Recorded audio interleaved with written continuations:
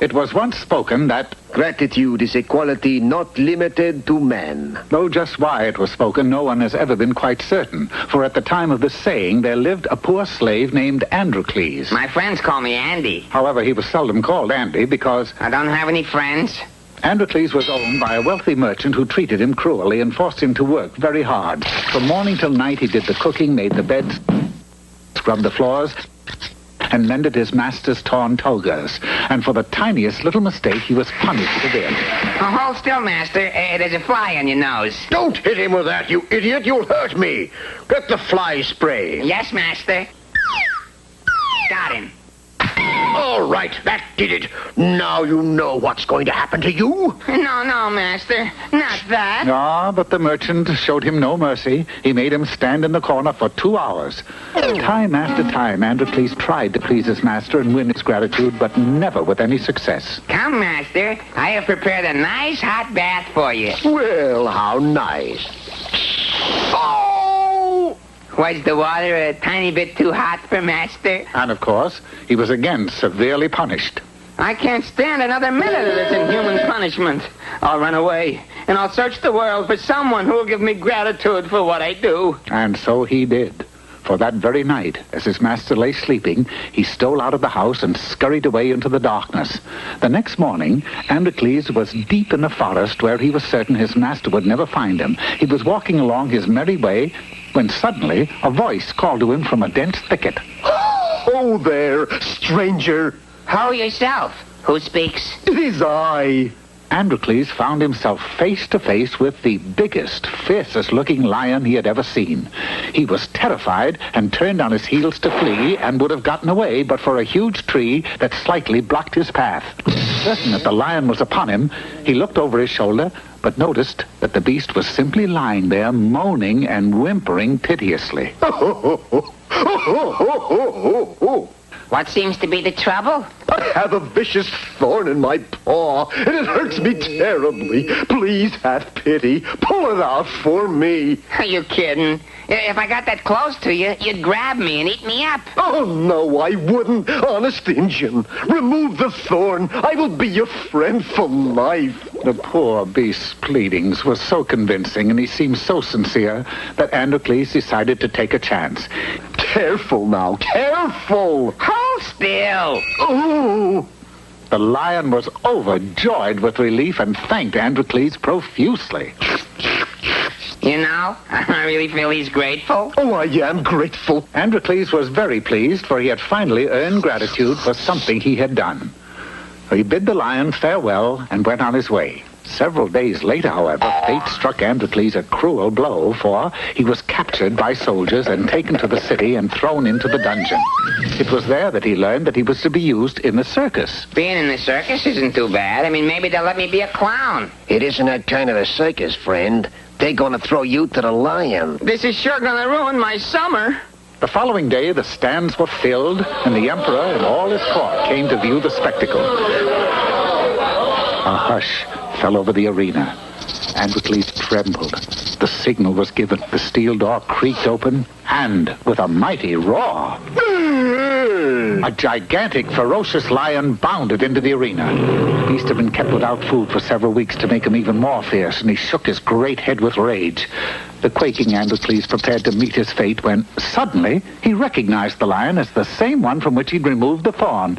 A wave of relief swept over him as he shouted, Leo, wait, it's me, Andy. Do you remember me?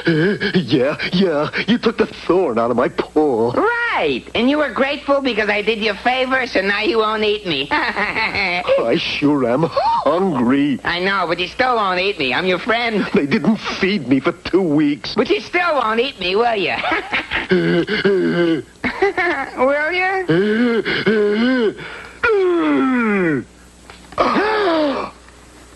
Lion, one. Oh, dear.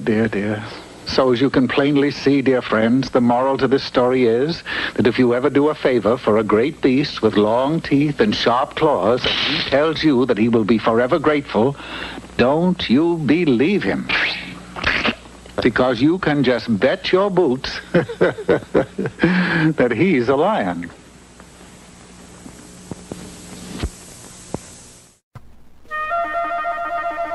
Once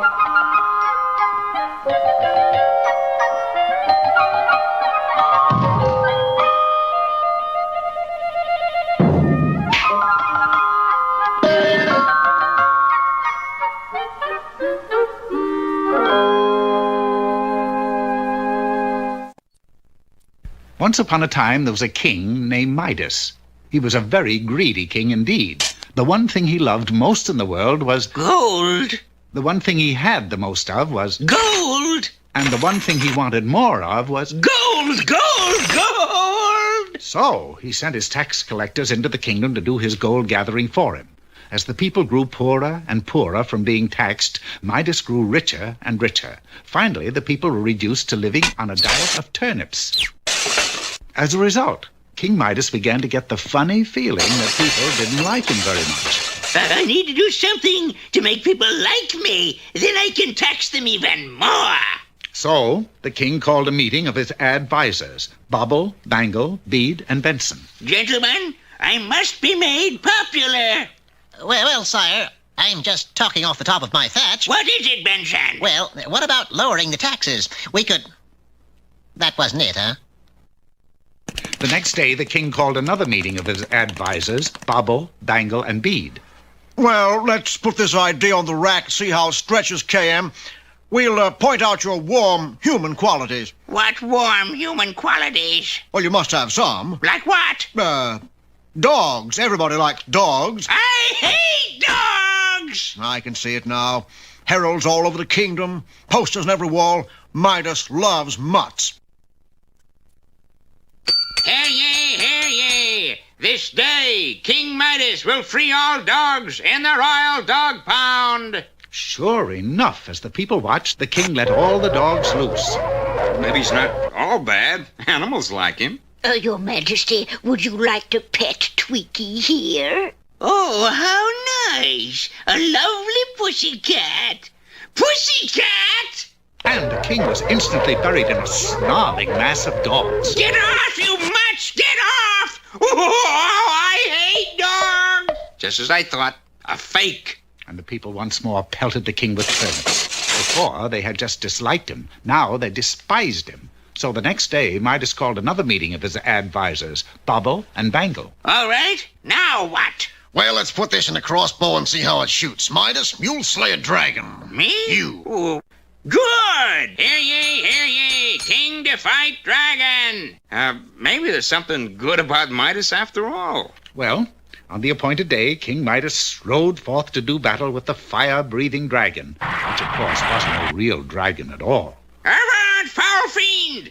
Unfortunately, as Midas swung, the head flew off his axe and felled a nearby tree. Another fake! So the people again let fly with turnips. Woo! By now, they didn't just despise the king, they actually hated him. Next day, the king called a meeting of his advisor, Bobble. Well, Bubble, what now? Well, sire, let's just throw this in the moat, see if it floats.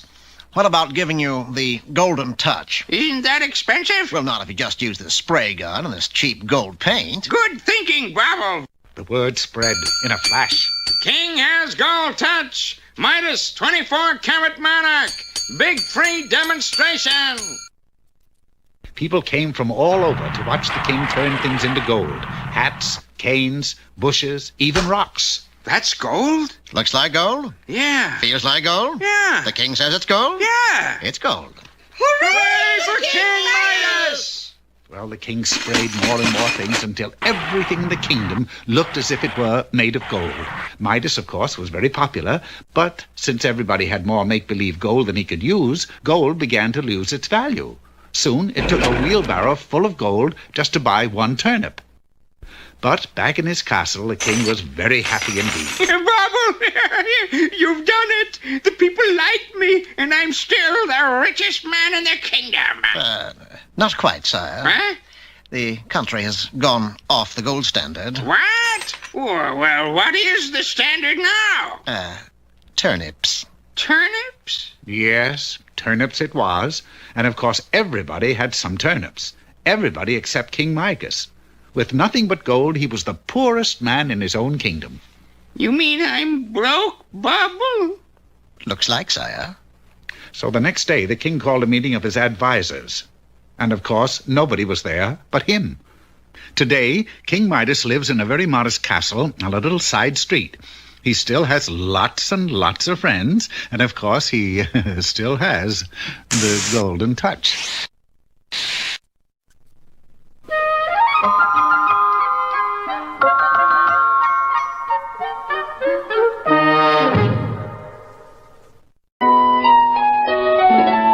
Once upon a time, there was a little girl who was called Red Riding Hood because because she was, that's why.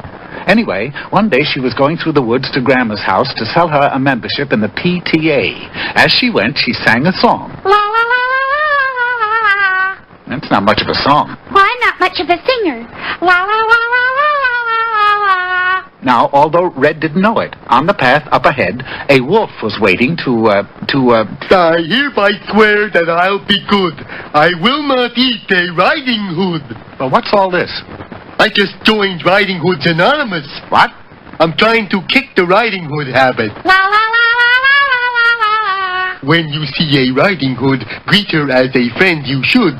Hello, Red Riding Hood! When you are misunderstood, extend your hand to Riding Hood. Put her there, pal! Now wait! Really, Red? I'm a new wolf. I sworn off Riding Hoods. See? Words of courage and hope to Riding Hood eaters. Is this on the level, Wolf? Sure! Listen here. Stick with your promise not to eat. Fight that urge for a Riding Hood treat. If you're really my friend, you'll buy a PTA membership. I'll take a dozen. I'll even deliver your basket for you. Where's it go? To Grandma's. It's a basket full of goodies. I'm sorry about that. That was my special wolf basket. Here's another one. Okay. And the wolf set off towards Grandma's house. I'm going to see your Grandma. I'm going to see you. But just then, a thought crossed his mind. Let me see here. Just as I thought. Though Riding Hoods you may not munch, there's nothing wrong with a Grandma lunch. Yeah. I'm going to eat the Grandma. I'm going to eat the Grandma. But when Grandma heard the wolf coming... Hey, you know what, Grandma? I'm going to eat you right after I give you this basket of goodies. Young man, you dropped your basket. Well, isn't this interesting? You ready for lunch now, Grandma? Oh, but you've made a mistake. I'm not a grandma. I'm a Riding Hood. That's a grandma. If you're a Riding Hood, where were your PTA tickets? Riding Hoods don't sell PTA tickets. They sell DAR tickets. DAR? Yes, Daughters of American Riding Hoods. They do? How many? I'll take a dozen. Good. Now to get that doggone Grandma in the woods. Fine. Here's a nice basket of goodies for her. I'm going to eat the Grandma. I'm going to eat the Grandma. Hey, Grandma, you told me a fib. I did. Yeah, you want a Riding Hood? I just saw a real Riding Hood, and she sent you this basket of goodies. Look, Wolf, right here in your own book, see? That's a grandma. Grandmas, you can tell afar. They belong to DAR. Oh, darn her. And the wolf sped back to Grandma's house. Let's see now. When grandmas claim their Riding Hoods, be a photographer in the woods. Yes? Good morning, madam. If you are a Riding Hood, you can have your picture taken with a real Shetland pony. Free! Sorry, I'm a grandma. I knew it. Your time is up. You're right. Every second counts. Yeah, it does.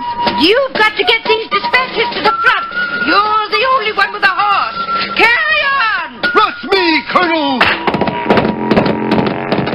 Did the wolf get here yet, Grandma? Oh, he's been and gone 2 times, child. I just sent him off with a package of goodies. Well, I guess he won't bother us anymore, and... You know, I've decided to quit Riding Hoods Anonymous. I'm gonna eat both of you. Now, remember, I pledge, I will not eat. One Riding Hood can still defeat. Run! Every day and every way, I am not eating Riding Hoods. Run! Red Riding Hood and her grandmother dashed out of the house just one jump ahead of the wolf. Well, it looks as if nobody lives happily ever after. I did. You did? Sure. I got to be a member of the PTA and a member of the DAR. And besides, I got these 200 baskets full of... Yeah, goodies. Well, I was right. Nobody lived happily ever after.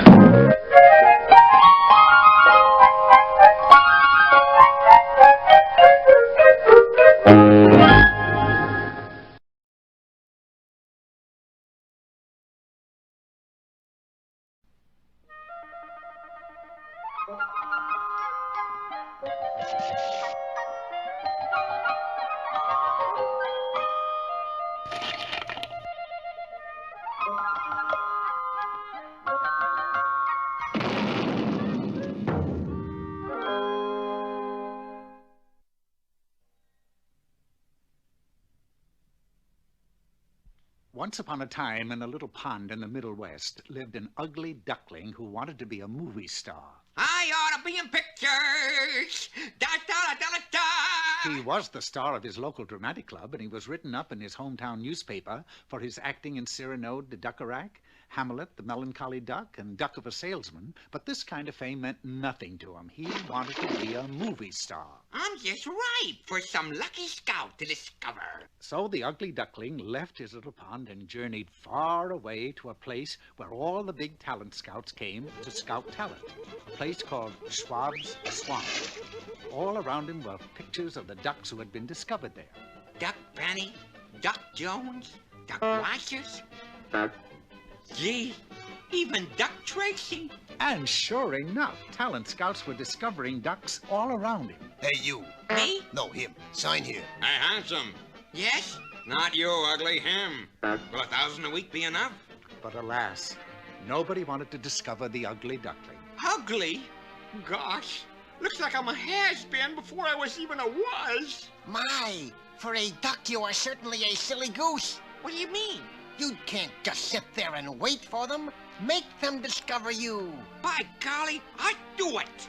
Soon, the ugly duckling was standing before one of the biggest producers in town, J.B. Hogfat himself. Now get this, J.B. Don't you see, Captain? There's no time now. We are thinking of women and children. You're the only one who can get through safely. Go, take the last boat. I will stay and keep the ship off the rocks. Don't think of me. I've lived my life. Think of the children. Magnificent. Oh, you're a great actor, Duck.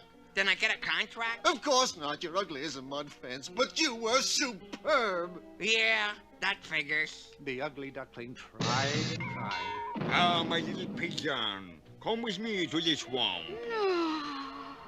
In its dark, mysterious byways, you will come to know the ways of love, l'amour.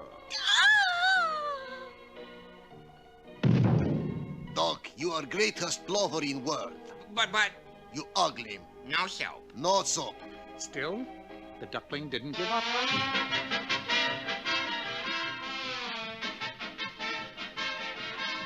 Such grace, such rhythm. Another Astaire, a new Gene Kelly. But I'm too ugly for a contract, eh? Oh, much too. Thought so. And it was the same story with everyone he saw. Gracious, you are an ugly one. Cab, please. Yes, yes, Hey, mister, Yes? how come you're so ugly? All right, I get the idea. Broken-hearted, the duck returned to Schwab's Swamp. It's no use. I got a face that would stop a clock. Even an electric clock. Oh, you silly goose. You give up so easily. Haven't you ever heard of facelifting? I don't want it higher. I want it prettier.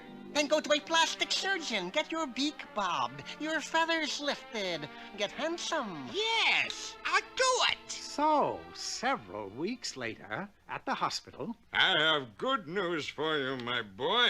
Today the bandages come off. Hurry, Doc. I got to know. See, you're lovely. It's true. You are good looking. It was true. The doctor had done the trick. Without wasting a minute, the handsome duckling dashed back to the producer's office. Well, here I am, J.B. Just slip the contract under here. I'll just sign it. I won't even read it. What do you talk? I won't give you a contract. Why? You're too blamed good looking. Too? Well, it seemed as if the trend in movie making had switched to horror pictures. The thing in the duck pond. It ducked from outer space. Ugly Duck meets Wolfman. Sorry, Bud, I can't use any good lookers. Excuse me. Hello, Myron. Yeah, me too. But there was a duck here last week who'd be perfect for the part. Me? It was me. Faced like 3 days of bad weather. My face? I told you once, no more pretty boys. Now, Myron, if he shows up again, I'll make a star out of him. And so the little duckling realized that he had left his real happiness back in that little pond in the middle. Hey, now wait a minute. You're not going back. Of course not. I'm just starting my new job. Okay, you guys, let her go. But why are you... I figure in a week I'll be ugly enough to scare anybody. But meanwhile, I'm still in show business.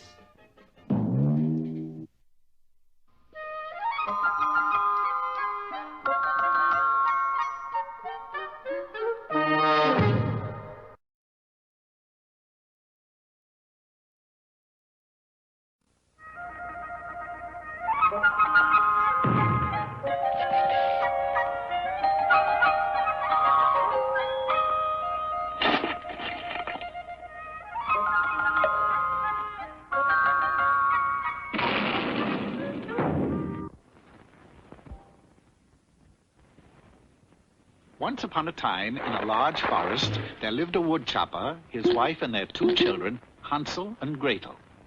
It was a beautiful forest full of trees, flowers, butterflies, and streams. Matter of fact, there was just one thing missing. Food! I must have food! Food? Food isn't everything, dear. No, but it's something. But we have the trees, the flowers, the butterflies, the streams. What more could a body want? A square meal, that's what. Okay, spoil sport. Now, you might think that in a forest as big as this one, the woodchopper would be able to bring back some game for the table. But a curious thing happened to him when he went out. He just couldn't pass a tree without chopping it down. Well, I mean, after all, a woodchopper is to chop wood. So, each night the woodchopper would come home with lots of logs, but no food. And what good are logs? You can't eat them. Who says? Yummy. Anyone for roast leg of log? I think we better split and get some food, Hansel. Yeah. Looks like Mom's a little kooky. Kooky? I wish I had a kooky. So, taking a few precious grains of parched corn, the children set out for the forest. Hours later, Gretel began to worry. When we found food, how do we find our way back? Easy. Remember those grains of parched corn? Well, I've been leaving them as a trail so we can find our way home. Some neat plan, huh? That plan is for the birds. And so it was. The birds had eaten all the corn. Hopelessly lost, the children wandered about until Hansel suddenly bumped into something. Something that wasn't a tree. Watch your step, stupid. You bumped right into that gingerbread house. Gingerbread house? Oh, isn't it cunning? Cunning? It looks good enough to eat.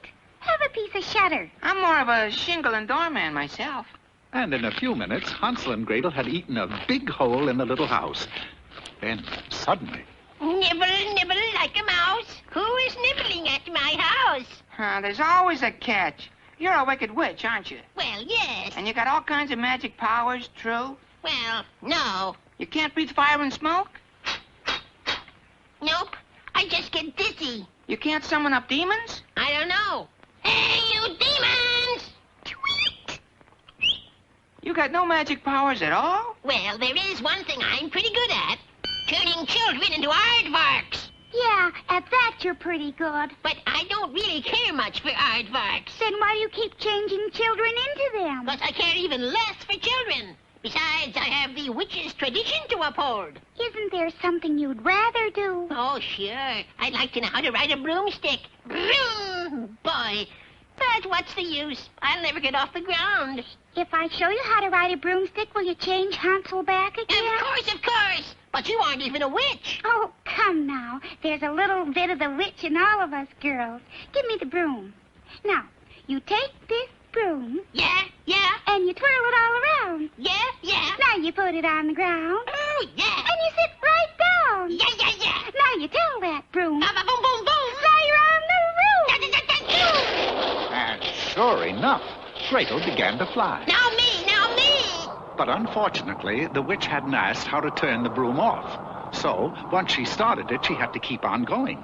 And in a little while, she was in orbit around the Earth, where she remained to this day. But she did keep her word, for as soon as she had gone, Hansel turned back into himself. And so did oddbox all over the world. In fact, oddbox might have become extinct if it weren't for the fact that some oddbox decided that they'd be happier remaining oddbox. At any rate, Hansel and Gretel packed up the rest of the witch's house and started off. Of course, since they were in a magic forest, they soon came upon a huge talking duck. Oh, Duck, would you tell us the way back to our cottage? Je ne comprends pas. Yes, unfortunately, this was a French talking duck. But he indicated that the children were to get on his back, and down the river they went. After a long while, the duck said, Et voilà, nous avons arrivé. which is French for end of the line. Oh, joy! Home again! For there, sitting on a log, was their father, not with his axe, but with a musket. Father, why aren't you chopping down trees? Well, Gretel, I finally decided that all that glitters is not trees. You can't buy happiness with trees. Besides, I've chopped them all down. Now it's hunting. Hunting is the only thing. So, from that day on, Hansel and Gretel had plenty of food, and their mother never went hungry again. You know, sometimes I wish he'd stuck to his wood chopping.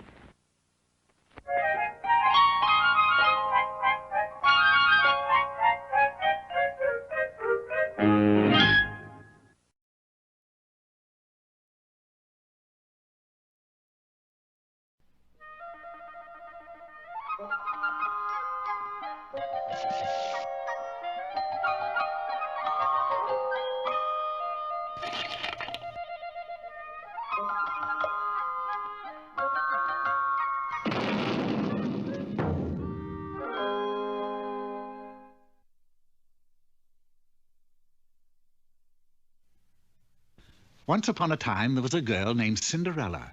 She was as pretty as a princess, but she wasn't a princess. She was only a, commoner. The one thing Cinderella wanted in this world was to live in the big castle on the hill. But since she was only a commoner, she wasn't even allowed to attend any of the castle functions. When she heard of any of these affairs, she would run to her bedroom, throw herself on the bed, and cry. She wasn't invited to the prune-plucking pageant. She wasn't invited to the harvest top, and she wasn't invited to the biggest function of all, the grand anniversary ball. Hello, honey. I'm your fairy godmother. I hope you don't mind my rearranging the furniture. My fairy godmother. Now I can go to the ball. You said it, honey. Go to Fairy Rentals. Make it possible for even commoners to go places in style. Just sign here. Can I get into the castle? Oh, look here, hon. The deluxe anniversary ball package. Only 100 gold grickles. Includes costume, transportation, and entrance to the castle. Yeah, but can I marry the prince? That's 10 grickles extra. It's a deal. And with that, the fairy showed Cinderella her finery. There were racks of dresses, hundreds of furs, boxes of jewels. What about shoes? I knew I forgot something. Yes, the good fairy had brought only one pair of shoes with her. This says 5B. That's just my size. But this one's a 13D. 13D? Yes, it's roomy but comfortable. That's pretty big. It's wear this or go barefoot, hon. I'll wear it. So, that evening, resplendent in her new clothes, Cinderella approached the castle and entered. Never mind, honey. You were unfashionably early anyway. But you promised. Good Fairy Rentals never fails. Just stand right here. And remember, this stuff is due back at midnight. At last I'm going to get into the castle. Meanwhile, on the other side of the castle wall, Prince Edgar the Mild was speaking with the Prime Minister. I don't care, Bertie. I want to move. It's impossible, Eddie. But this old place is so drafty, and it's falling to bits. Look here. Nevertheless, as long as you're a prince, you must reside in the palace. Then I don't want to be a prince. I want to be something else. Like what? Well, how about an egg candler? You haven't the training. A yogurt tester? An owl trainer? Face it, Eddie. All you've ever done is collect things. Stamps, butterflies, match covers. Well, isn't there any call for match cover collectors out there? No, Eddie. There's really only one way you can leave the castle. And what's that? You must marry a commoner. A commoner? Never. That does it. Where can I find a commoner? Hi, my name's Cinderella. You must be the prince. Hello, darling. Is that a commoner? You've got an eye for class because of the way you're looking. Of course not. Daddy Obviously, a girl of breeding. in stocks and bonds. That a girl's breeding is just as plain as day to princes. Too and things bad. Like that. And that's why Mumsy, well, she says that finishing school means an awful lot to a girl like She's me. a pretty Would you thing. like to dance? Dances well, too. Dancing at Valhalla, that's our summer place. I just dance till all Oh, I hours. do Except wish you during were a polo commoner. season. Daddy's a I'd marry her in a man. minute. Just love to hit peasants with my polo mallet. Don't you? Honey, be yourself. Be yourself. And I'm so Poor sorry. Cinderella. You really wouldn't She was missing her one expect opportunity to marry the as I prince, am. simply by not being herself. A little moral there. Just so true. And the time quickly went by until midnight. T.S. Eliot crowd any place. Of course, Cinderella had to flee the palace, but before she did so, she left a small token for the prince to return to her. I'll just leave this small token for the prince to return to me. My dear girl, please, I just said that. I don't want anybody to miss the plot. Well, Cinderella sat around with one shoe on for days, but she just knew the prince would come, and sure enough, he did. Is this your shoe, little lady? Yes, it is. It doesn't fit very well. Well, it's roomy but comfortable. You're sure it's yours? Yes. Now you put it on. Put it on? I came to take the other one off. But your highness. Highness, I'm not a prince. I'm a collector. Acme Collection Agency. Deadbeats a specialty. Yes, and you failed to return these shoes to Good Fairy Rentals. But aren't we going to get married? Married? I'm already married to a commoner. Commoner than what, dearie?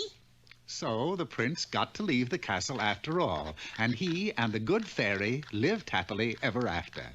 And Cinderella, well, she finally got to live inside the castle. Right. Good Fairy Rentals makes it possible for any, commoner to live like a queen.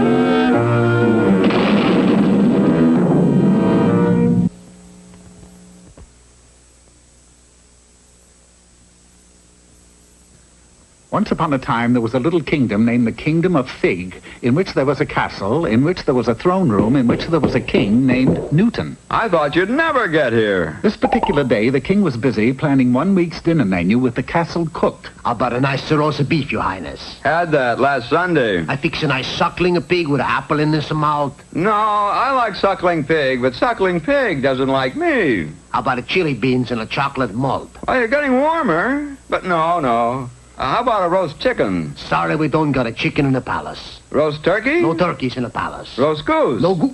We only got the one. Well, let's have it. But, your highness, she's a kind of a palace pet. 1,000,000 laughs. Stuff and nonsense. If she laid golden eggs or something, it'd be different. But she looks to me just like an eating-type goose. Pop her in the oven. Okay, highness. I make preparations right away. Hey, Monroe! Well, of course, the goose was terrified, so she did the only thing she could think of. She ran. But just before she reached the castle gate, she stopped and thought of what lay beyond it. 4,000 hungry peasants. I can't go out there. But just then, the words of the king came back to her. If she laid golden eggs, it'd be different. If she laid golden eggs... Golden eggs, of course. A moment later, the goose dashed into the kitchen, got a regular egg, and quickly painted it gold. That evening at dinner, when the main course was brought in, the king got quite a surprise. Hi, Highness. That's a good one, eh? Good heavens! Cook! Yes, your majesty. This goose is terribly underdone. Put her back in the oven. Hold it, sire. Take a look at this. It looks like a golden egg. Looks like. Here, take a closer peek at it. 14 carat.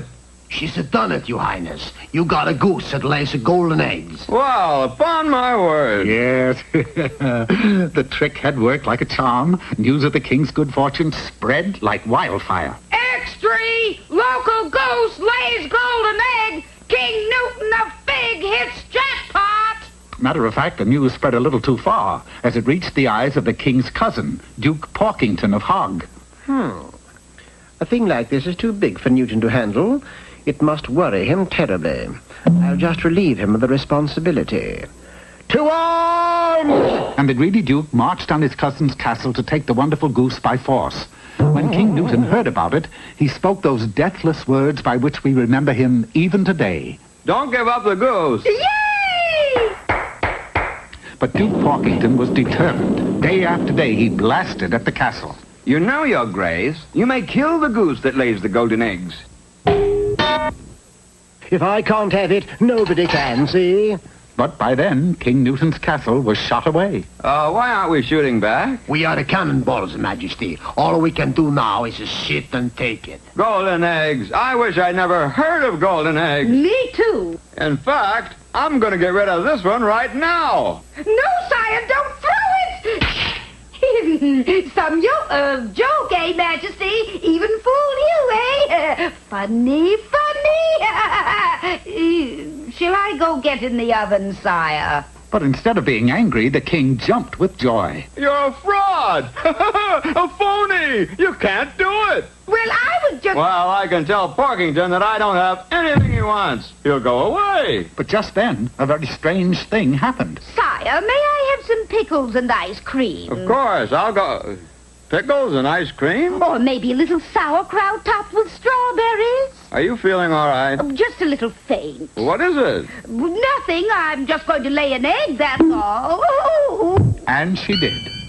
But what an egg it was. It's so shiny. It looks like solid gold. And it was solid gold. Well, that drops a clod in the churn. Now I can never call off Porkington. But, sire, now we don't have to. What do you mean? I have a plan. And a moment later, as Duke Porkington prepared to storm the castle, a shot rang out and a strange cannonball landed at his feet. Look, Your Grace, it's solid gold. Gold cannonballs! Boy! Here comes another one. Catch it. Well, of course, when the soldiers tried to catch the golden cannonballs, they were mowed down in rows.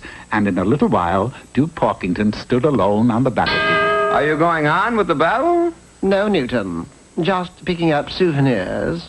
So the King Newton and the goose lived happily ever after and whiled away the time playing games together. I'll bet 5. I'll just see that, Majesty, and raise you 10.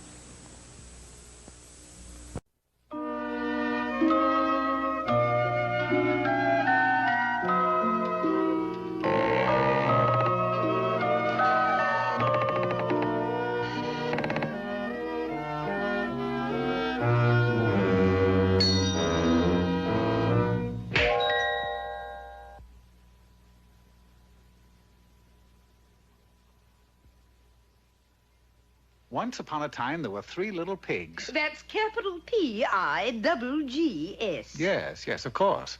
These 3 little pigs, Portland, Penelope, and Alice, were sisters who lived together in a cunning little house, or they did for a while anyway. Is this the pig residence? Capital P-I-double-G, pig? That's it, lady. Yes, it is. Got a singing telegram for you. Put on the skillet, put on the lid. Your rich uncle just wound up dead. What? That ain't all, I tell you true. He left $1 million to you. Oh, great. And all the little piggies got moolah, moolah. All the little piggies got moolah now. Collect.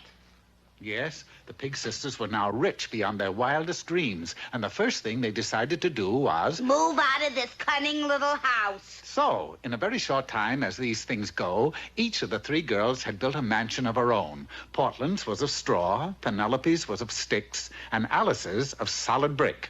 Of course, the news of their fortune spread far and wide and finally reached the ears of one Henry Q. Wolfe. Now, there was just one thing that Henry Q. Wolfe wanted in life. I want to live in a big mansion, and this looks just like my chance. That was it. Of course, Henry would never think of getting a job and working to get rich. Ooh, perish forbid. So he planned to marry one of the pig sisters and get rich for free. Oh, he was a rascal. True, true. Oh, true. So one day, Henry arrived at the door of Portland Pig. Now, let's see. Method 1, the continental approach. Yes, I'll simply sweep her off her feet. Romance-wise, that is. Yes, who is it? Ah, sacre bleu. What is it? Your beauty is absolutely breathtaking. Oh, really? Ah, chérie, may I undress? Well, Merci beaucoup. Oh, what a charming place you have here. Imported straw. Am I wrong? Am I right? No. Wait a minute. Who are you? Allow me to introduce myself, my little pork chop.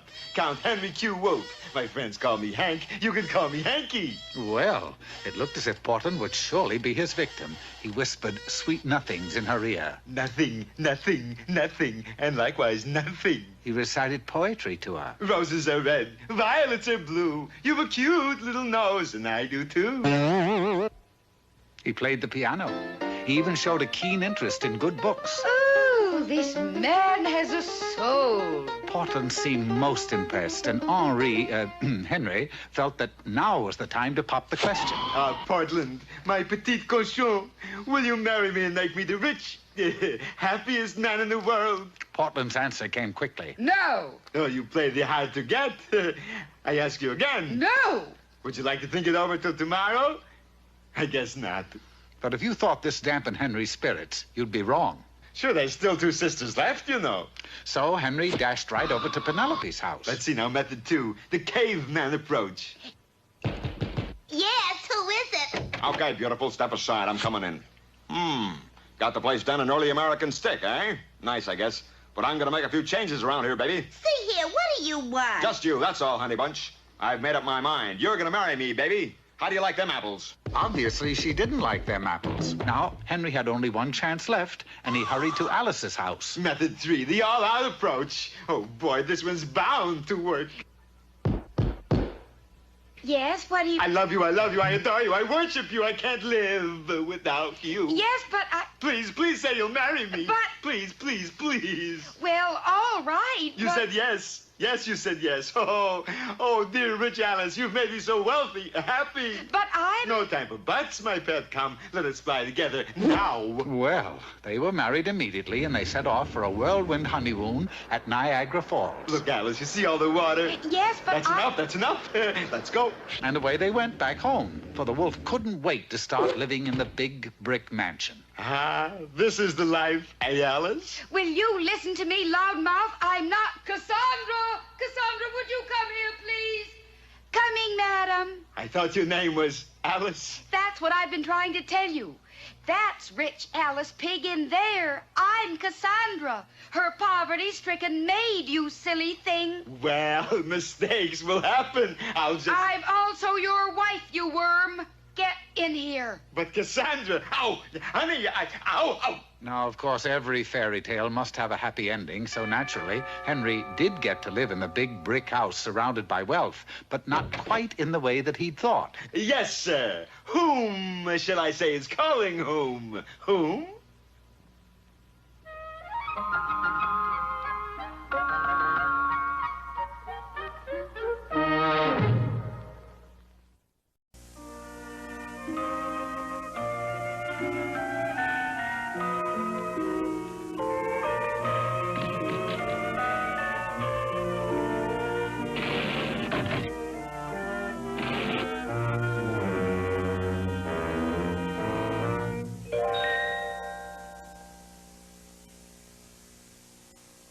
Once there lived a young man who, more than anything else, wanted to become a traveling minstrel. Yeah, like I want to wander through the kingdom giving concerts on my flat. You mean your flute. This is a flat.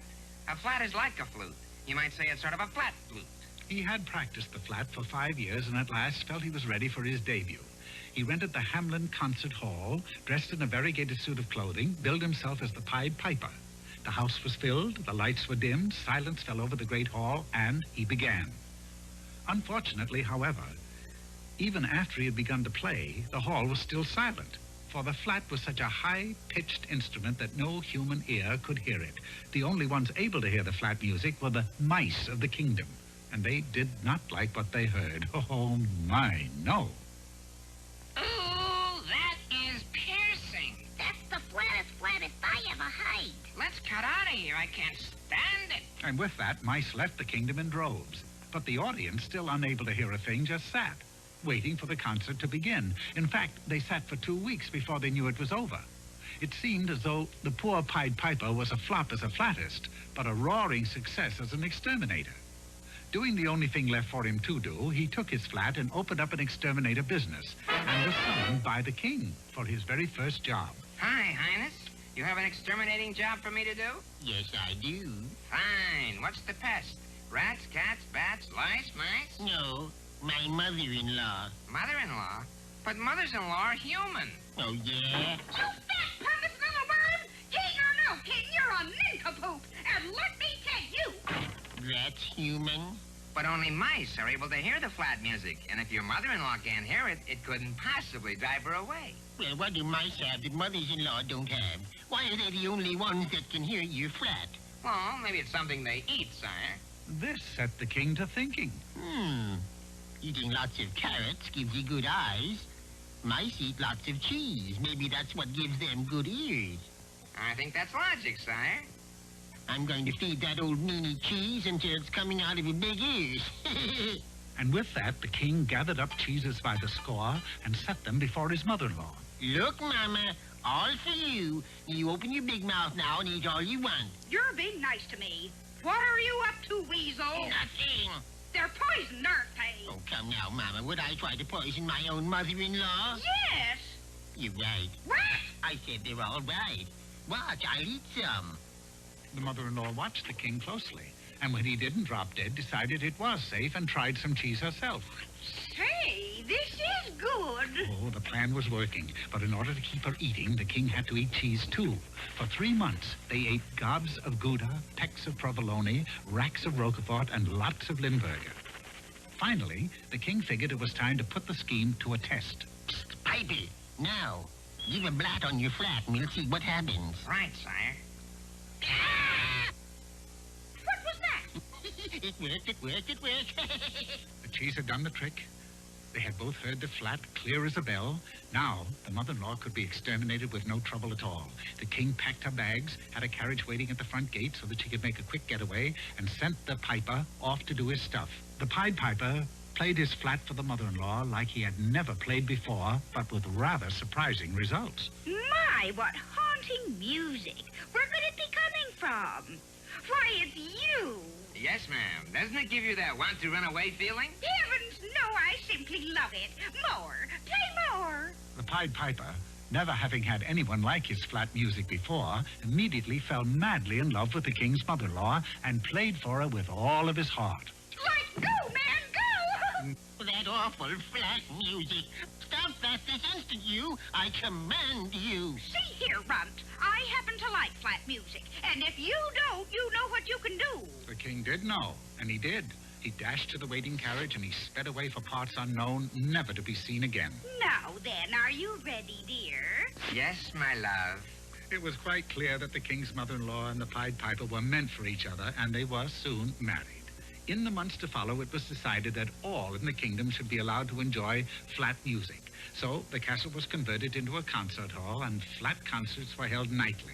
And oh yes, to ensure the audience of hearing the music, the eating of cheese was highly encouraged. Instead of a popcorn stand, a cheese stand was put in the lobby, so when the patrons came to the concert... Yes, sir. Would you like some cheddar? No. Camembert? No. Gorgonzola? No. Well, for pity's sake, what do you want, then?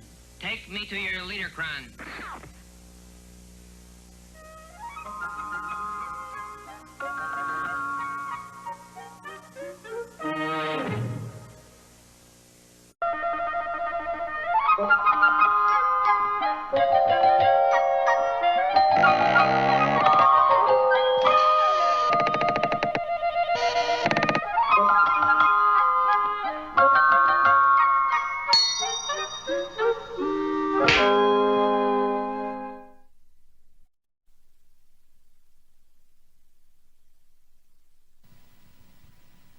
You all remember the story of Sleeping Beauty?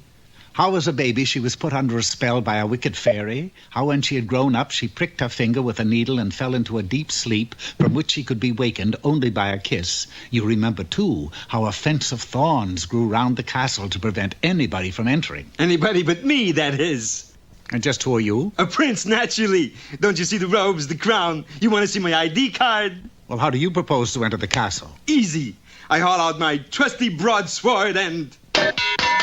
They don't make broadswords like they used to. Well, the prince was distraught. What was he to do? I'll show you.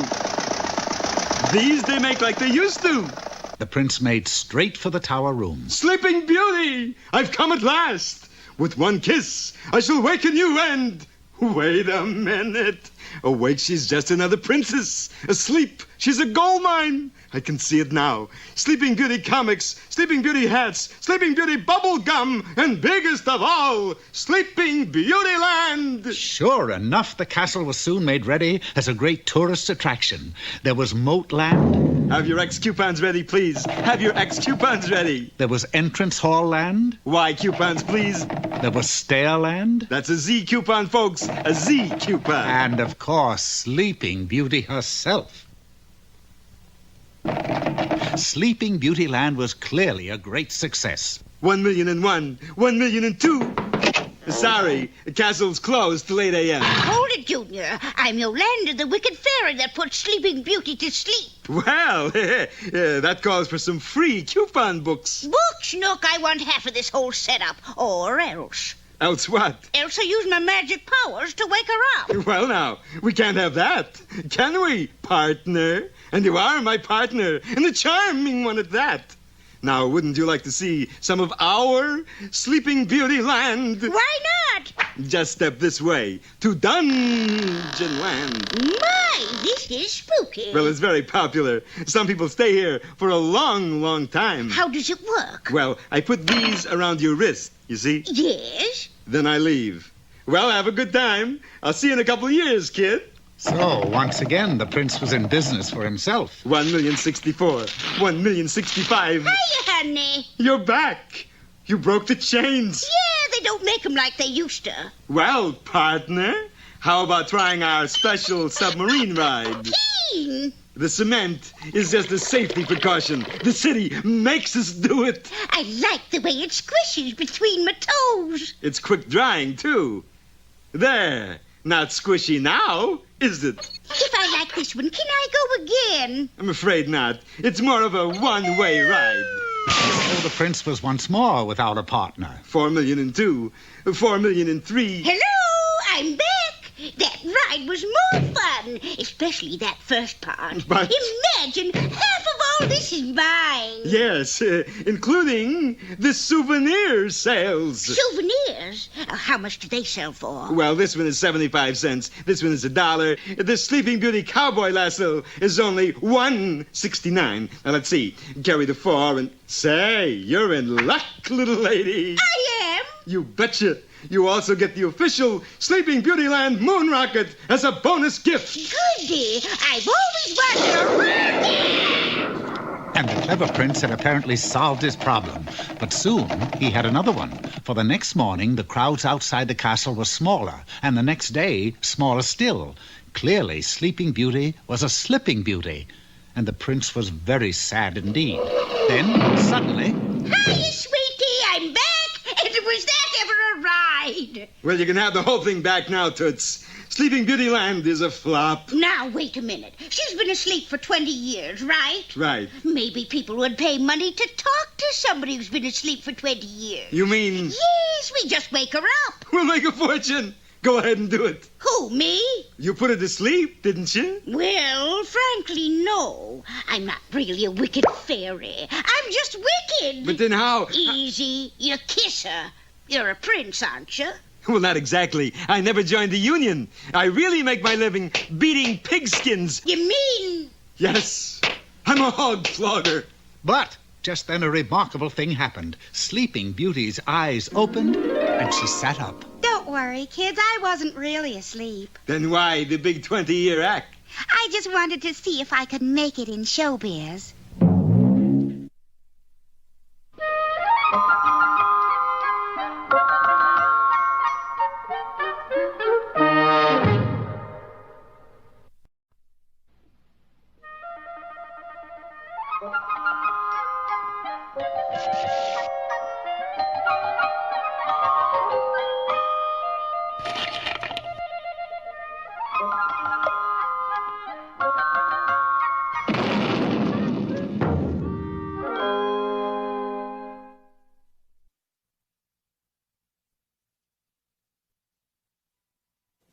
Once upon a time, there was a beautiful but wicked queen. This queen would stand before her mirror for hours admiring herself. It was a very special kind of mirror.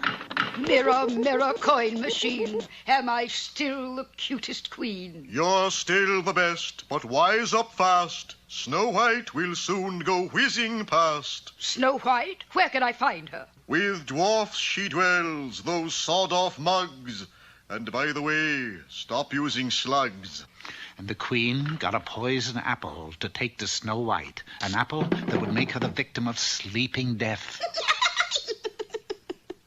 In a little while, the queen was approaching the quaint old house of the 7 dwarfs. It wasn't very difficult to find. Inside the house, a plan was taking shape. Now that's it, boys. Look sharp. This could be a gold mine, a veritable... Well, welcome to the 7 Dwarfs Health Club. Looks like you got it just in time. Build it up, take it off, make it firm. That's what I always say. A sign here for the lifetime membership. Will you do that? Wait a minute. Where's Snow White? I've got a little something for her. Soon as she eats it, I'll be the fairest in the land. Dear lady, did you know that you could be the fairest in the land forever? Forever? How? The 7 Dwarfs Health Club, of course. 7 dwarfs? I see only 6. You sure I could stay the fairest? Come on now. Would I kid a queen? The vain queen was so desperate to stay the fairest that she signed the contract and gave her crown as payment. Then, one day, several weeks later... Mirror, mirror, put me straight. Snow White or me? Now who's first rate? Good kid you are and rather sweet. But Snow White's the one. She's got you beat. Oh! So, once again, the queen got a poison apple and went to the 7 dwarfs' house to find Snow White. But this time, the dwarfs had a brand new enterprise. Welcome to the 7 Dwarfs Dance Studio. Walk in, samba out. Never mind that. Here's Snow White here. And 1, 2, 3, and 1, 2, 3. Cut that out! Where's Snow White? Never heard of her. Put a little fun in your life. Try dancing. Who's this big guy? I thought you were all dwarfs. Please, lady. Shh, quiet. He's got grand trouble. It's nothing to laugh at. Now, this is for a lifetime membership to the dance club.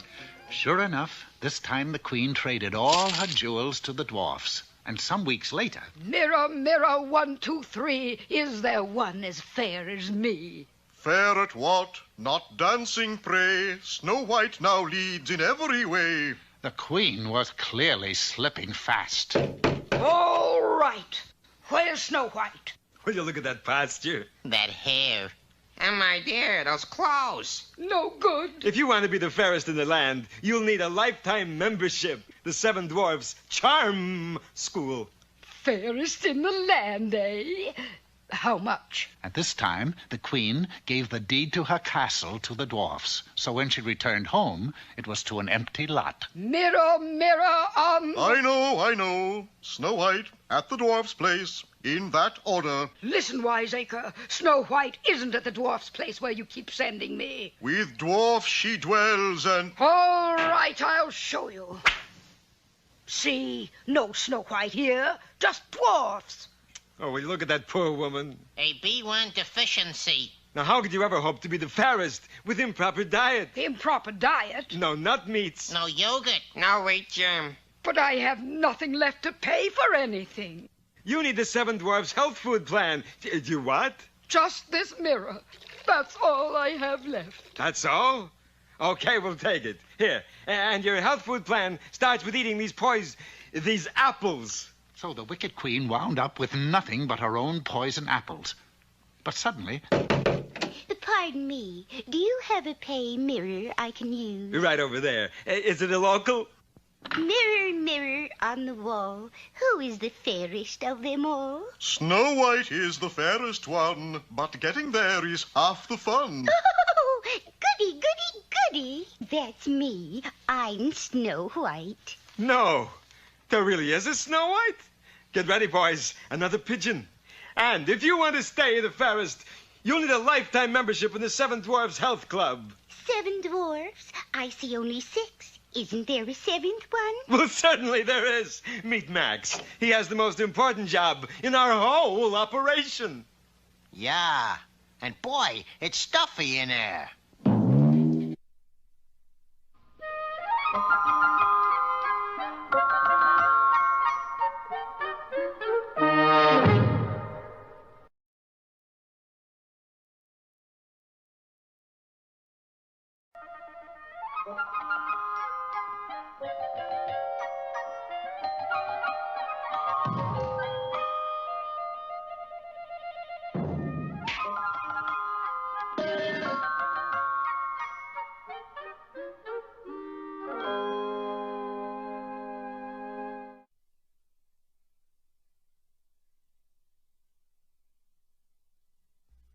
Once upon a time, there was a girl who loved to enter contests. Her every waking moment was spent in thinking up soap slogans, identifying mystery personalities, and taking part in amateur talent shows. It was a fascinating way to spend her life, and there was only one thing wrong with it. Just once I'd like to win a prize. At that moment, a strange little man appeared before her. Little lady, your troubles are over. I can fix it so you'll win every contest you enter. How? Well, let's just say that I'm an elf with magic powers, and let it go at that. What's it gonna cost? Cost? Not a thing. You just agree to let me have your first child, is all. Yeah, but why do you want my first child? Looky. Oh, Chikanawakabaki Boys Camp. Right. And for every new camper, I get a cash bonus. Is it a deal? It's a deal. Sure enough, at the next talent contest, the girl stuffed plain straw into a box, cranked a handle, and out came spun gold. Of course, inside the box, the little man was doing all the work. He spun the gold in loops, braids, cable stitches, and actually finished off with a series of gold lace doilies. Naturally, the girl won first prize, a pearl-handled sifter. Then, with the little man's help, she won contest after contest. The number of beans in the jar is 8,426. Right. Yay! Sometime later, the girl entered a drawing contest and for the first prize won a genuine life-size prince whom she soon married. Then, one day in a national Name the Baby contest, she won a beautiful baby boy. Of course, by the time they delivered him, he'd grown a little. Hiya, Mom. Just then... Come in. Hello, hello, hello. My, isn't he the big one, though? Who are you? How could you forget? Looky here. Chikanawakabaki Boys Camp. That's right. Summer season is just beginning. Yeah, but how do I get my child back? Easy, princess. You just guess my name. Fred? No. Annie? Clyde? Beowulf? Bye-bye. No, this was one guessing game the princess couldn't seem to win. Obadiah? Jethro? Throckmorton? Meanwhile, at Camp Ochi-Kinawakabaki, the young Duke of Dunder grew into a spirited lad full of fun and mischief. No, no, no! Naughty, naughty! Mustn't blow up the counselor's cabin! Ouch! A year later, the little man took the Duke back home. Well, here he is, Your Highness. Brown as a berry. Yeah, but I haven't guessed your name. It's Rumpelstiltskin, madam. Oh, nonsense. What kind of a name is that? Let's see, Orton? Holly? Honest, it's Rumpelstiltskin. R-U-M-P... Well, I'll give it some thought. You bring him back next year. The next year was a busy one for the princess. She was now so famous for winning contests that she began to make public appearances. She won the Miss Kingdom contest, she won the annual royal boat race, and she would have won the grand steeplechase except that she pulled up lame in the last hurdle. Meanwhile, her little son, the Duke of Dunder, had grown into a bonny lad, fun-loving and adventurous. Tut, young fellow. That's not being a good sport. A year later, the princess heard another knock on the door. Who is it? You know, Your Highness. My name is... Newton. I just know it's Newton. It's Rumpelstiltskin. R-U-M-P... Norris. Orville. Fidel. No, it's... Well, I guess you'll have to take the boy back to camp. I can't, lady. Looky. Unemployed? Camp Ochi-Kinawakabaki is no more. It burned down, Mom. But I still haven't guessed your name. Try me next year. The little man trudged sadly away, followed by the Duke of Dunder. But just then, the princess saw an announcement of the biggest contest of all, Mother of the Year. But to win that contest, she had to have... A child! Hey, come back! Come back who? All right, come back, Rumpelstiltskin. Right. Here you are, lady. He's all yours. And the little man slipped blithely away. Next day, the princess was on hand with her child for the Mother of the Year contest, but her heart sank when she saw who was to judge it. Well, look who's here. Mom, it's Uncle Rumpo. You want to win this contest, right? Right. You want him back again? Oh, no. All I want is a job for life, somewhere in the castle. Something easy, you know. How about royal caretaker? Sounds great. Good. Sign here. So the princess won the Mother of the Year award. She was the only contestant anyway, and the little man became royal caretaker. Okay, Your Highness. What do I take care of? Read the contract. Exclusive care of the Duke of Dunder. That's me. Oh, but this is terrible. How do I get out of this contract? Easy. Just live up to paragraph 3. See, paragraph 3. Oh, no. Is your name Mildred, Myrtle, Helen, Celia, Ethel?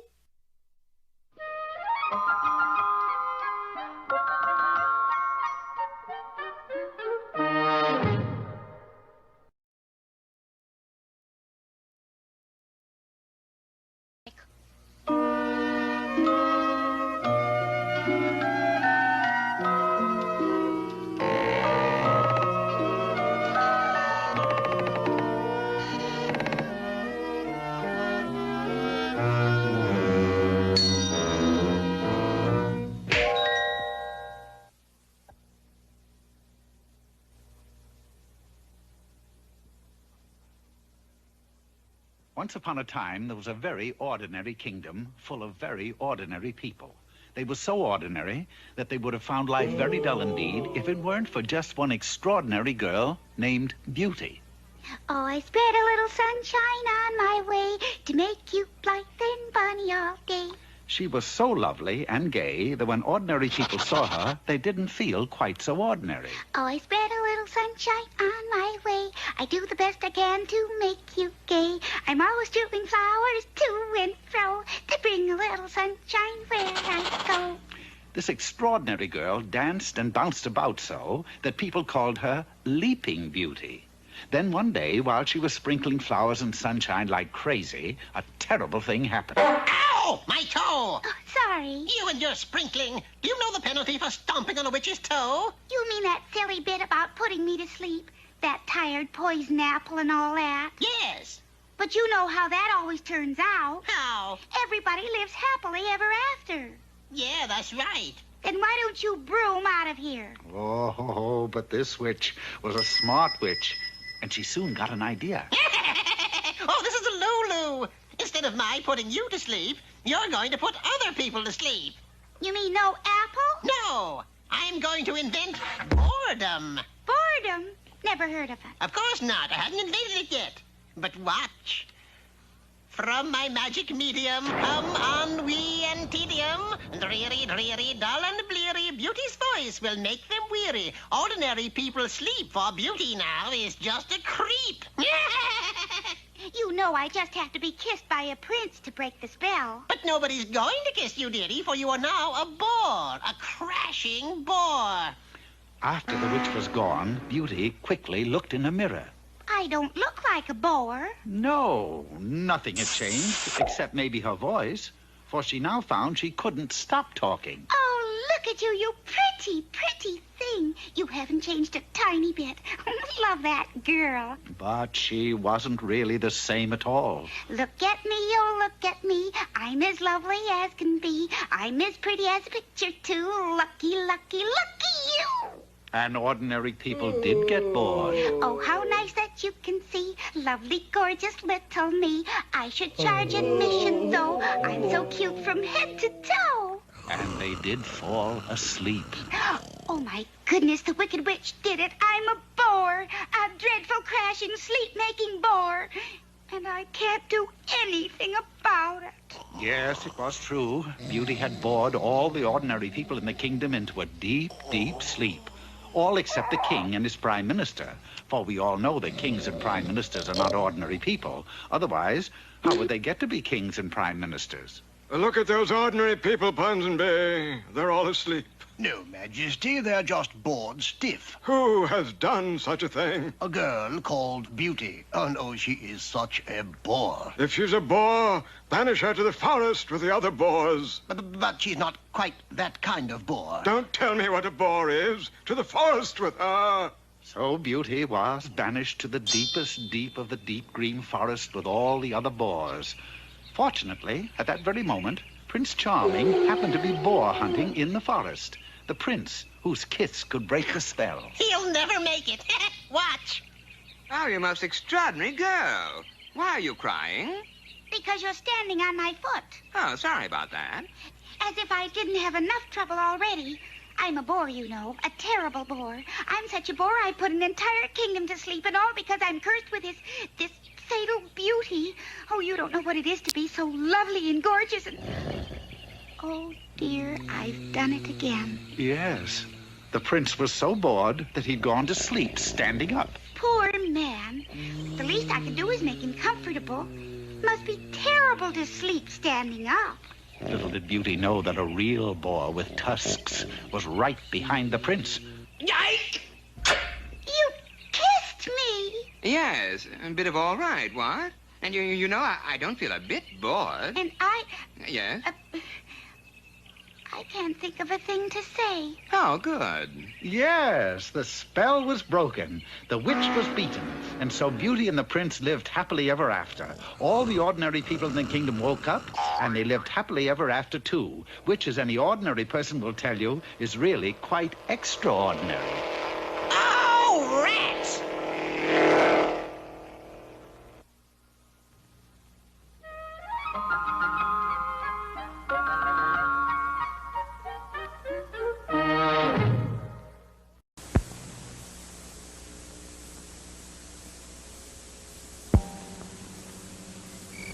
Once upon a night, there was a cat, which in itself isn't unusual. What is unusual is that this particular cat had cold feet. But being smarter than the ordinary cat, he had a plan to remedy that situation. He climbed to a fence by one of the small houses of the kingdom and began to yowl at the moon for all he was worth. Inside of the small house, a young man who worked very long and hard in the okra fields for his bread and beans was sleeping. Or that is, he was trying to sleep. I reason that he will soon grab the first thing that's handy, which will be his boots, and throw them at me and shut me up, and... here they are now. The cat then slipped on the boots, and his feet were nice and warm.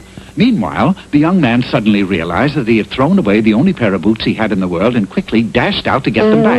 He saw the cat wearing his boots and grabbed the rascal by the neck. Something's the matter with my throat. I can't talk. Trying to steal my boots, huh? Just for that, I'm going to doom you. Now, if there is anything that Pussycat didn't want, it was to be doomed, and he did some mighty fast talking. Please, man, don't doom me. Why not? I'm a magic cat. You're crazy. No, really, I could talk, can't I? You know very well ordinary cats can't talk. Not even in cartoons? I'll prove it to you. I hereby give you 3 wishes.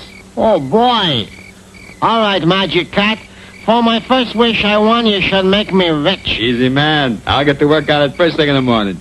Early the next day, the cat set about the task of making the young man's first wish come true, but not exactly in the way that the young man had imagined. Now, you stay in there. You want to be rich, don't you? Yeah, but... Relax, then. All you have to do is stay 150 rounds with that monster, and you'll win 1,000,000 pazoozas. Yeah, but... 1,000,000 pazoozas is a lot of pazoozas, and... Good grief, here it comes.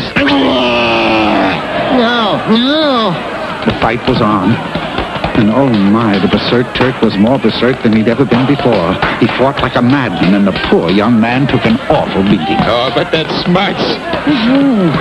Oh, that's going to be blue tomorrow.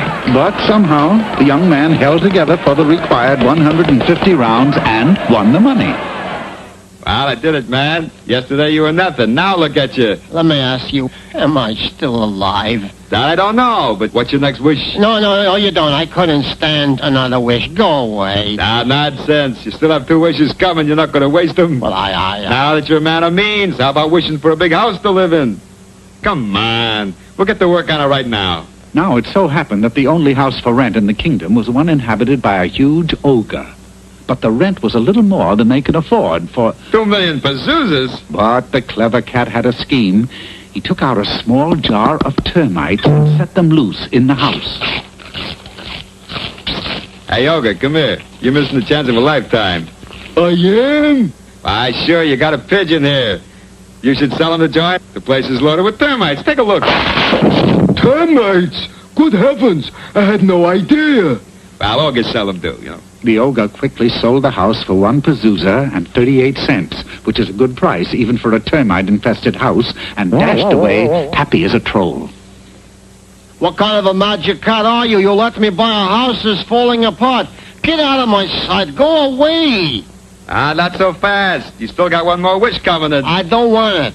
With it, I will get you a bride so you can live happily ever after. No, I don't want a bride? Right. Now, you wait here. The cat dashed off and in no time at all selected a bride, and the young man was married. But he didn't exactly live happily ever after, for... You're just a lazy loafer, that's what you are. Scrub the floors, wash the windows, feed the kids.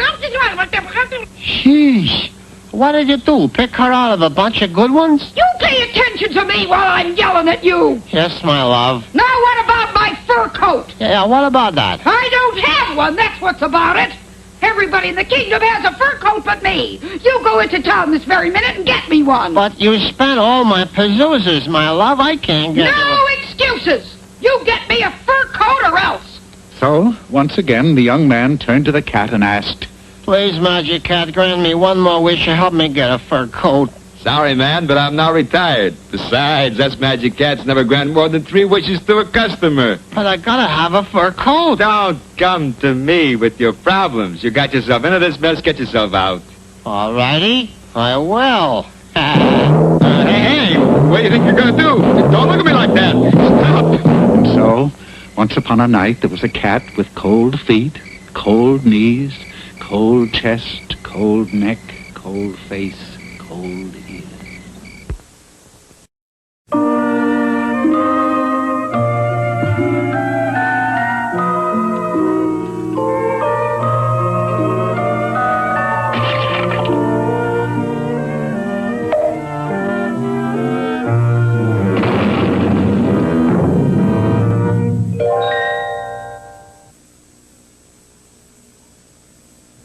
Long ago, in 1888, which may not seem long to you unless you were born then, there was a young lad named Jack. Jack had come to the big city to try out for a baseball team, the Boston Beavers.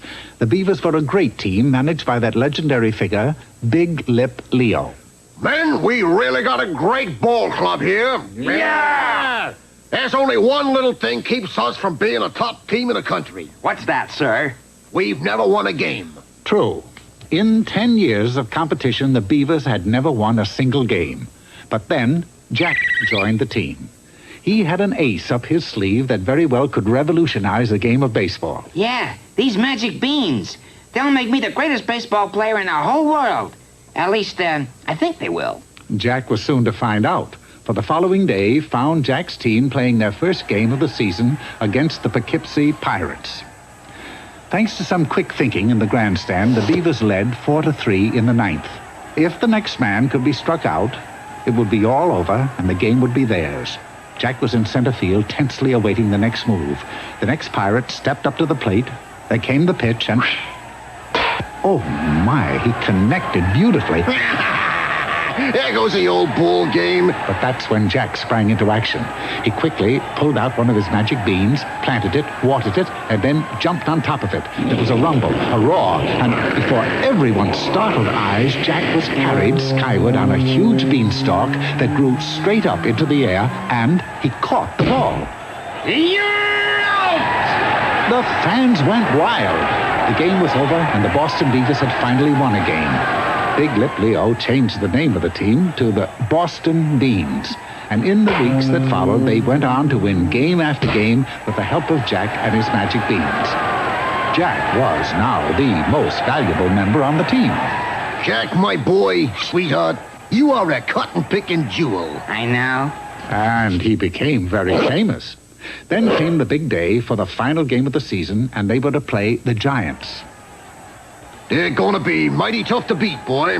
Yeah, I noticed that. Yeah, but we can do it, kid. All you gotta do is stay on the bean. The game was on, and it was a fight to the finish right from the start. The Giants were smashing ball after ball high over center field, but Jack always managed to zoom up on his beanstalk and catch them on the fly. You're out! The Boston Beans played as they had never played before. The scores shot higher and higher until the last half of the 9th inning, it was even up, 66-66. The Giants had the bases loaded. A home run could win them the game. Now listen, you guys. You gotta do something about that wise guy out there with the beans, and I got a plan. Now here's what we do. Whitey, you take the price. Oh, Jack knew that they were up to something, but he had a magic bean already in his hand and was ready for anything. Then the Giants made their move. They sent Whitey Goober, the biggest hitter on the Giants team, up to bat. A gasp fell over the stadium. Gasp! The fans knew that if Mighty Whitey ever connected with the ball, it would go a mile. Jack knew this too, and just to make sure, he took out an extra bean. Whitey stepped up to the plate. The ball was pitched. Strike one! Jack, getting more and more nervous by the minute, decided to use 3 beans and play it real safe. The ball was pitched again. Strike two! This was it. The next ball would tell the tale. Whitey was certain to swing at the next ball, and Jack, not willing to take any chances at this point, took out a whole handful of beans. Silence hung over the park like a cloud. The pitcher went into his windup and pitched the ball. Jack, not waiting until the last minute, went into action. He planted the beans, hopped on top, and shot up into the sky on the biggest beanstalk of all at tremendous speed. But Mighty Whitey, instead of slamming into the ball, he just gave it a dainty tap, and it dribbled out into center field. Of course, Jack was much too high to do anything about it. I goofed! The Boston beans were cooked. The game was over, and the Giants won 70-66. Well, there was no joy in the clubhouse that night. And what happened to Jack? Well, that big beanstalk carried him straight up into the sky for hundreds of miles until it finally poked through a strange cloud where Jack saw a huge castle. Fee-fi-fo-fum, I smell the blood of an Englishman. Fee-fi-fo-fum. You know, I had a feeling we'd get around to this sooner or later.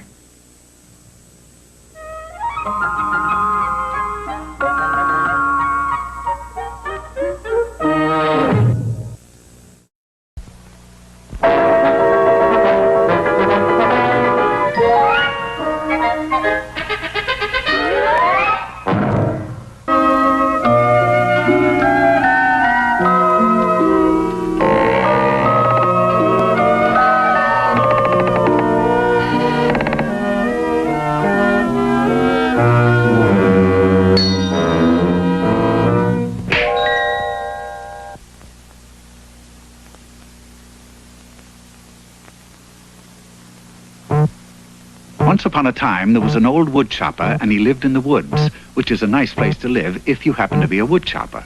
His wife had presented him with a fine son, and as the years went by, they were very happy. That is, until one day, when they sat by the fire, his wife looked up to him and said, Pa, she always called him Pa. have you noticed anything strange about our boy Tom lately? Strange? Oh, Tom, could you come in here for a minute, boy? Yes, Father? Hey, let me look at you, son.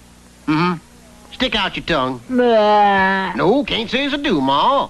What do you mean? Well, he seems a mite smaller than he should be. Oh, land sakes, Ma, give the lad a chance.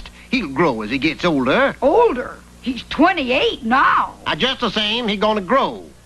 Won't you, boy? Yes, Father. But as year after year went by, Tom didn't grow an inch. Tom? Yes, Father. Now, you better mind your daddy and grow, you understand? Yes, Father. I'm trying. The problem grew as Tom didn't. Being so small proved to be a constant danger to the young man. What's the matter, Pa? Don't move. There's a cockroach on the table. I'll get him. There, you little varmint. Oh, sorry about that, Tom. Does it hurt? Only when I laugh, Father. Ooh. Then there was the time that Tom fell down a crack in the floor and was missing for 3 weeks. Until one day when... Pa, have you seen any witches around here lately? Why, no. Why do you ask? Well, I think one sneaked in here and cast a spell on our vacuum cleaner bag. Listen, it talks. Help! Help!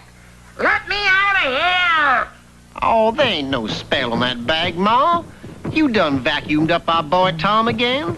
It was finally decided that something had to be done, and the old man called to his son. Now, this here gone on long enough, boy. Now, I'm going to take matters into my own hands. I'm going to make you grow. Yes, Father. Now, maybe the whole trouble is you ain't eating enough food. Now, eat this whole watermelon, and we're going to see what happens. 6 months later, Tom had eaten every bite, and his father carefully measured him, but he still hadn't grown even the tiniest bit. Dag nabbit, boy, you just ain't trying. Yes, I am, Father. Honest. The old woodchopper kept right on doing everything he could think of that might make his son grow. He stuffed little Tom full of vitamins, fed him with all the food he could hold. He exercised him from sun up to sundown. 1, 2, 1, 2, up, down, touch them toes, lift that weight, toe to large. Now we skip the rope. Good idea. Let's skip it. I'm pooped. Any change in the boy yet, Pa? Yep. Oh, good. You mean he's growing? Nope, he's losing weight. The old man even made a tiny track out in the backyard, and Tom would stretch his muscles by running around and around by the hour.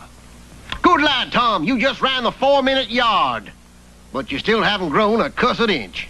Alas, by now it had become quite clear that nothing they could do would make Tom grow. It looked like he would just have to stay small.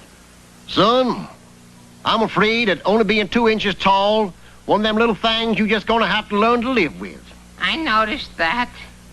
But try as he might, Tom found it impossible to adjust to his little problem and be happy. And one day, he finally came to a decision. I can't stand living here this way. It's time for me to marry, so I'm going out into the world to seek a bride. You can't do that, boy.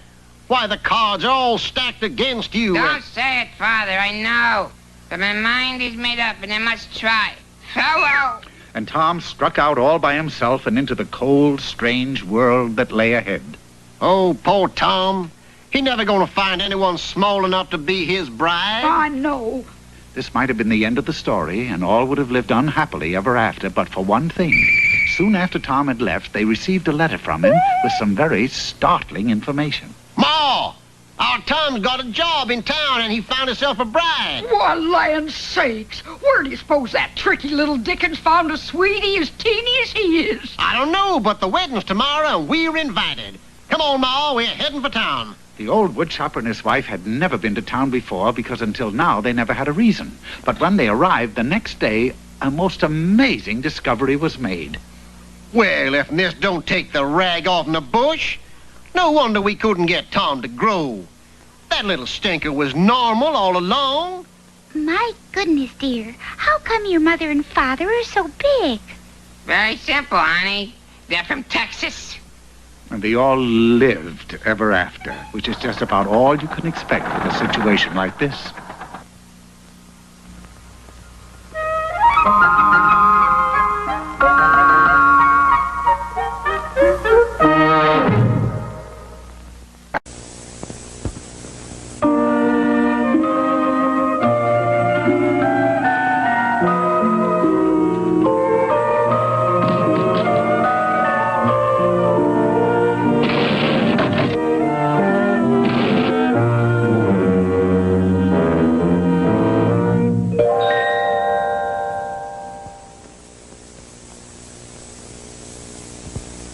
Once upon a time, there was an exciting fairy tale about a young boy named Aladdin, who, instead of having a yo-yo like the other kids in the neighborhood, had a magic lamp.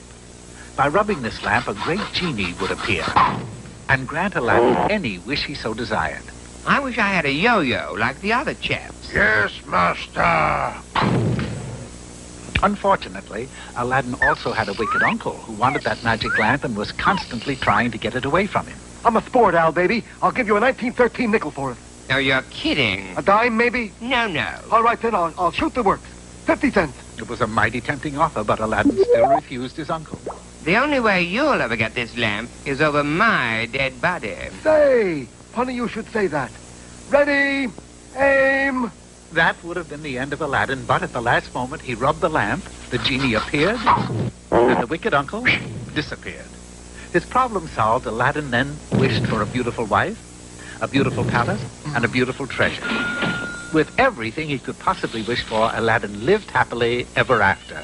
Or so everybody thought. It so happened that 20 years later, Aladdin chanced to be in the woods reciting poetry and, I shoot an arrow into the air. It falls to earth, I know not where. But there was a powerful sorcerer who happened to be passing nearby, and he knew where. Have you any idea how mad a thing like this makes me? Would it help to say I'm sorry? Give it a try. I'm sorry. Did it help? With that, the sorcerer waved his wand, there was a crash of thunder, and Aladdin's riches, wife, and worst of all, his magic lamp with the genie, vanished from the face of the earth. No, what do you think? Well, offhand, I'd say you're still pretty hacked. And poor Aladdin was right back where he started, a penniless, dirty little urchin. I hate days that start off like this. Knowing the only way he could get back what he'd lost was to find another magic lamp. So off he went in search of his wicked uncle who had helped him find the first one. Luck was with him. Wicked uncle, it's me, Aladdin. Get out of here. Because of you and that magic lamp, I've been down in the dumps for 20 years. But don't you see, that's why I'm here.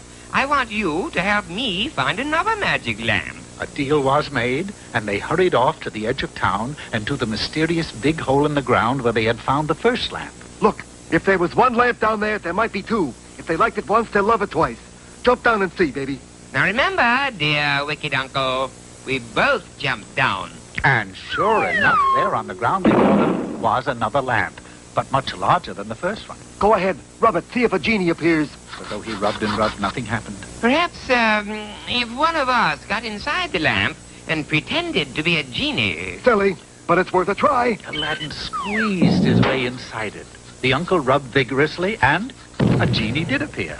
It's not really a genie, Unc. It's me, Aladdin. I know. All right, let me make a wish. I wish for a ham sandwich. Aladdin strained mightily, but couldn't even come up with the mustard. You knucklehead! If it wasn't for you, we wouldn't be in this mess. Venting his wrath, he gave Aladdin a sharp rap on the head, which produced a large lump. I certainly wish we were out of here. And just like that, they were. I say, it did work. Unknown to them, it wasn't Aladdin who was magic, it was the lump on his head.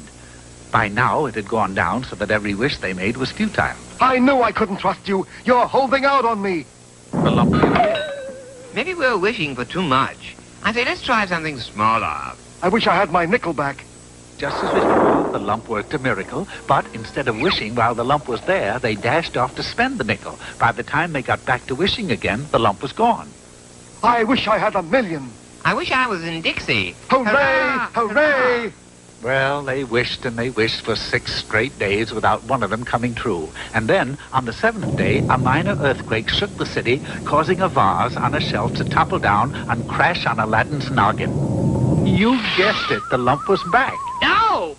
I say, am I lump-prone these days? You know something now, baby? About the only thing we haven't wished for is to be in a huge cavern in which rests all the priceless treasures of the world.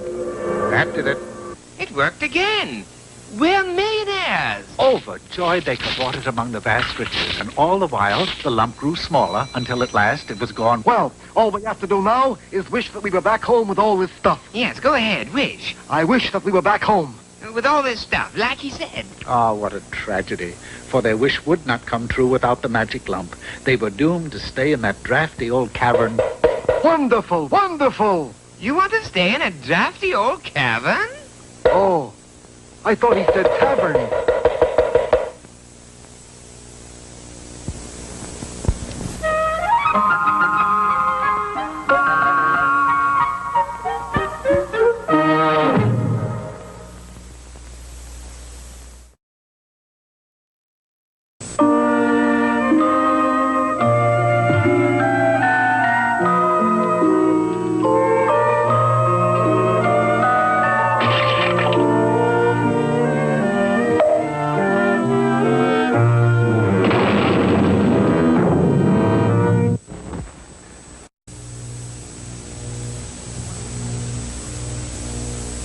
Once upon a time, there was a young girl named Goldilocks who, for no other reason besides wanting to get rich, decided to go into business for herself.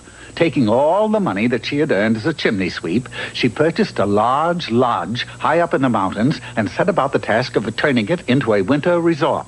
She worked very hard getting things ready for the happy, money-bearing crowds that were soon to come, and then, at last, she was done. It was opening day, and she flung open the doors. Welcome to Goldie's, winter vacationers.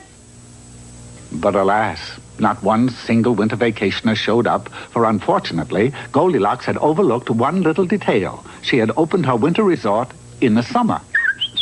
Oh, drat. But being a quite intelligent young lady, she immediately realized her mistake.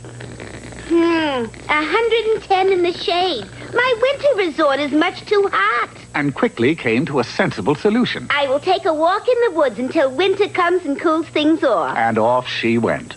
Now, it so happened that in another part of the forest, not too far away, there lived 3 bears. There was Papa Bear. I'm Mama Bear. Oh. And Baby Bear. I'm Papa Bear. Oh. Then you must be Baby Bear. No, my name is Clyde. I'm just passing through. I am Baby Bear. Are you sure? No. Oh, well, never mind. You'll do. And all summer long, the 3 bears romped. Tra-la-la-la-la-la-la. And played in the forest. Dee-dee-dee-dee-dee. And were very, very happy. Doody-doody-doo. Then, one day, as everybody knew it would, winter came, and it was time for the 3 bears to hibernate. I'm getting sleepy. I'm getting sleepy, too. Not me. Let's romp and play some more. Doody-doody. Do I have to go to sleep? Yes. Now, come on. And off they went in search of a place to sleep for the winter. After a while, they came to a big cave, and they went inside, but could not sleep, for it was much too cold. It's freezing in here. Yeah, it is sure free. How do I know when I'm cold, Papa? You turn blue. Let's get out of here. On they searched until finally they came to Goldilocks' lodge. They scurried up onto the front porch, and Baby Bear carefully tried the front door. Look, Papa, it's open. Well, don't just stand there. Go in. Go in. And once inside, they found that it wasn't too hot, it wasn't too cold, but it was just right. Here was the place where they would spend the winter. I think I'll sleep here on the sofa. I'll sleep here in front of the fireplace. And I will play the piano. Do-do-do-do-do-do-do. If you keep hitting me like that, someday you're going to break my spirit. Never mind. Get to sleep before I rock you to sleep. With a real rock? Yes. Night, Papa. Meanwhile, little Goldilocks had stopped walking the woods, for winter had come, and winter vacationers could be seen coming up the highway in droves. Goldilocks dashed back to her winter resort, ready for business, but when she arrived at the lodge... Somebody's been fooling with my door. Somebody's been fooling with my piano. Somebody's making too much noise. I can't sleep. A bear! Good heavens, where? Oh, what's going on? Another bear! What time is it? Good grief, there's 3 of them. Oh, realizing that having bears in her lodge would surely frighten her customers away, she hurriedly tried to get rid of them. Get out! What do you think you're doing here? We're hibernating. What are you doing here? I own the place. That's no excuse, young lady. Now, go away. I'm sleepy. And I'm sleepy. Not me. Shut up.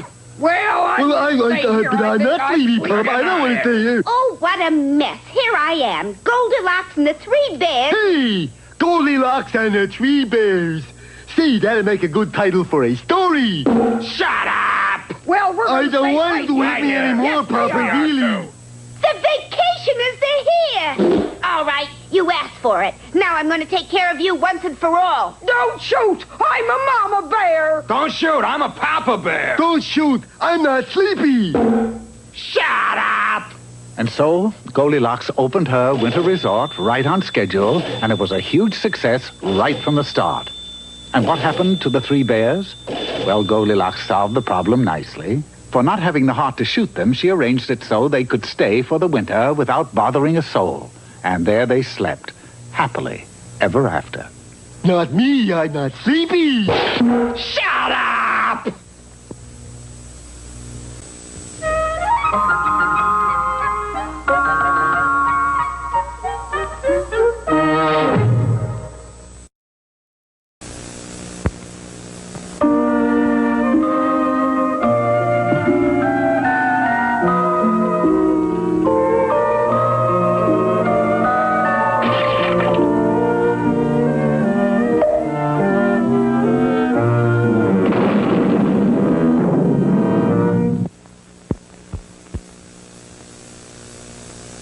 Many years ago in a primeval pond, there were many frogs. But there was one frog among them who was different from all the rest. His mother called him Julius. Julius, you sit around all day doing nothing. Why don't you go out and play leap people with the other frogs? Thanks, but no thanks. Oh, what is the matter with you, Julius? You haven't touched your lunch. People have more fun than frogs. Yes, I guess they do. Now eat your flies. But it's no fun eating flies. In fact, being a frog is no fun, you know. If you want to have fun, you got to be a people because... I know. People have more fun than frogs. Yes, that was the trouble with Julius. People did have more fun than frogs, and he knew it. For many was the time he would sit by the road leading to the great kingdom and watch the people as they passed. They were all having fun. Julius couldn't stand it any longer, and knowing that he could never be happy unless he was a people, while the little frog hopped off into the dark woods to do something about it. By noon that same day, he arrived at the house of his fairy frog mother. So you want to be a people, do you, Julius? More than anything. Can you do it? Well, of course. All I have to do is tap you with my wand, like this. It worked, for he began to grow, and suddenly... Unfortunately, there are all types of people, and Julius had turned into the type that is fat and bald with a long nose. It's quite possible that Julius would have had fun, but for one thing. The first person he chanced to meet was the local bully. Hey, Fatso, come here. Yes? Hey, let me see if that nose is real. Hey, what do you know it is? Boy, I'd like to have that thing full of nickels. And from that moment on, everywhere Julius went, people laughed at it. Now, this is no fun, even if you are a people. So, Julius returned to the house of his fairy frog mother. Well, land's sake, why didn't you tell me you wanted to be a handsome people? Never mind. The point is, could you do it now? Well, certainly. I simply have to tap you with my wand and... When the smoke cleared, he had been changed into a fine, strong, handsome young man. Now, certain that he could begin to have fun as a handsome people, Julius hurried back to town. It was then that another unfortunate thing happened. The evil king of a neighboring kingdom declared war. And Julius was drafted. Army life was not easy on Julius. Name? Julius will run us. Where were you born? In a pond in New Jersey. Very funny. Sign here. Next. Good heavens, where did you get those flat feet? Well, it's simple, you know, like you said, I'm really a frog and... Very funny. Next. Turn your head and cough. Hey, hey, hey, hey, hey! There were months of drilling, marching, and intensive training. Then finally, Julius was marched into battle where his luck ran true to form, for Julius was the first casualty. Weeks later, when he was released from the hospital, Julius once again hurried to his fairy frog mother. I'm telling you, Frog Mother, I could not stand to go through a thing like that again, you know. So, like, you gotta make me 4F. All righty. All I have to do... I know, tap me with your wand, but not so hard. The tap of that little frog mother's wand was enough to make anybody 4F. So, for the third time, Julius headed for town to have fun as a people. He'd only gone a short distance along the road when he suddenly heard a startling sound. And there, just ahead, he saw a large, vicious dog that had chased someone up a tree. Go away, shoo, scat. Then it's safe to come down now. Jump and I will catch you. Well, I will be. I did not know that dogs treat pigs. I'm not a pig, silly. I'm a princess. And because you saved my life, you get to marry me. Marry you? Yes. Isn't it romantic? Yeah, boy. Yeah, boy. I'll have Father arrange for the wedding right away. No. Hey, come back! This time it was a desperate Julius that ran to the house of his fairy frog mother. I never want to be a people again. Change me back into a frog, Frog Mother. Hurry, hit me with your wand. Can't. Broke it over your head when I made you 4F. But there is a way. If you can just hold out until the clock strikes 12, the spell will be broken, and you'll turn back into a frog all by yourself. Peekaboo! Julius ran like a deer for the next 5 hours. Then, when it seemed as though he simply couldn't take another step, the big clock in the tower struck 12. And with a blinding flash, Julius turned back into a frog. And he never did have any fun. Now, one would admit that this is rather a sad tale of a frog, but don't feel too badly because not a word of it is true, for you see, it's a well-known fact that frogs don't have tails.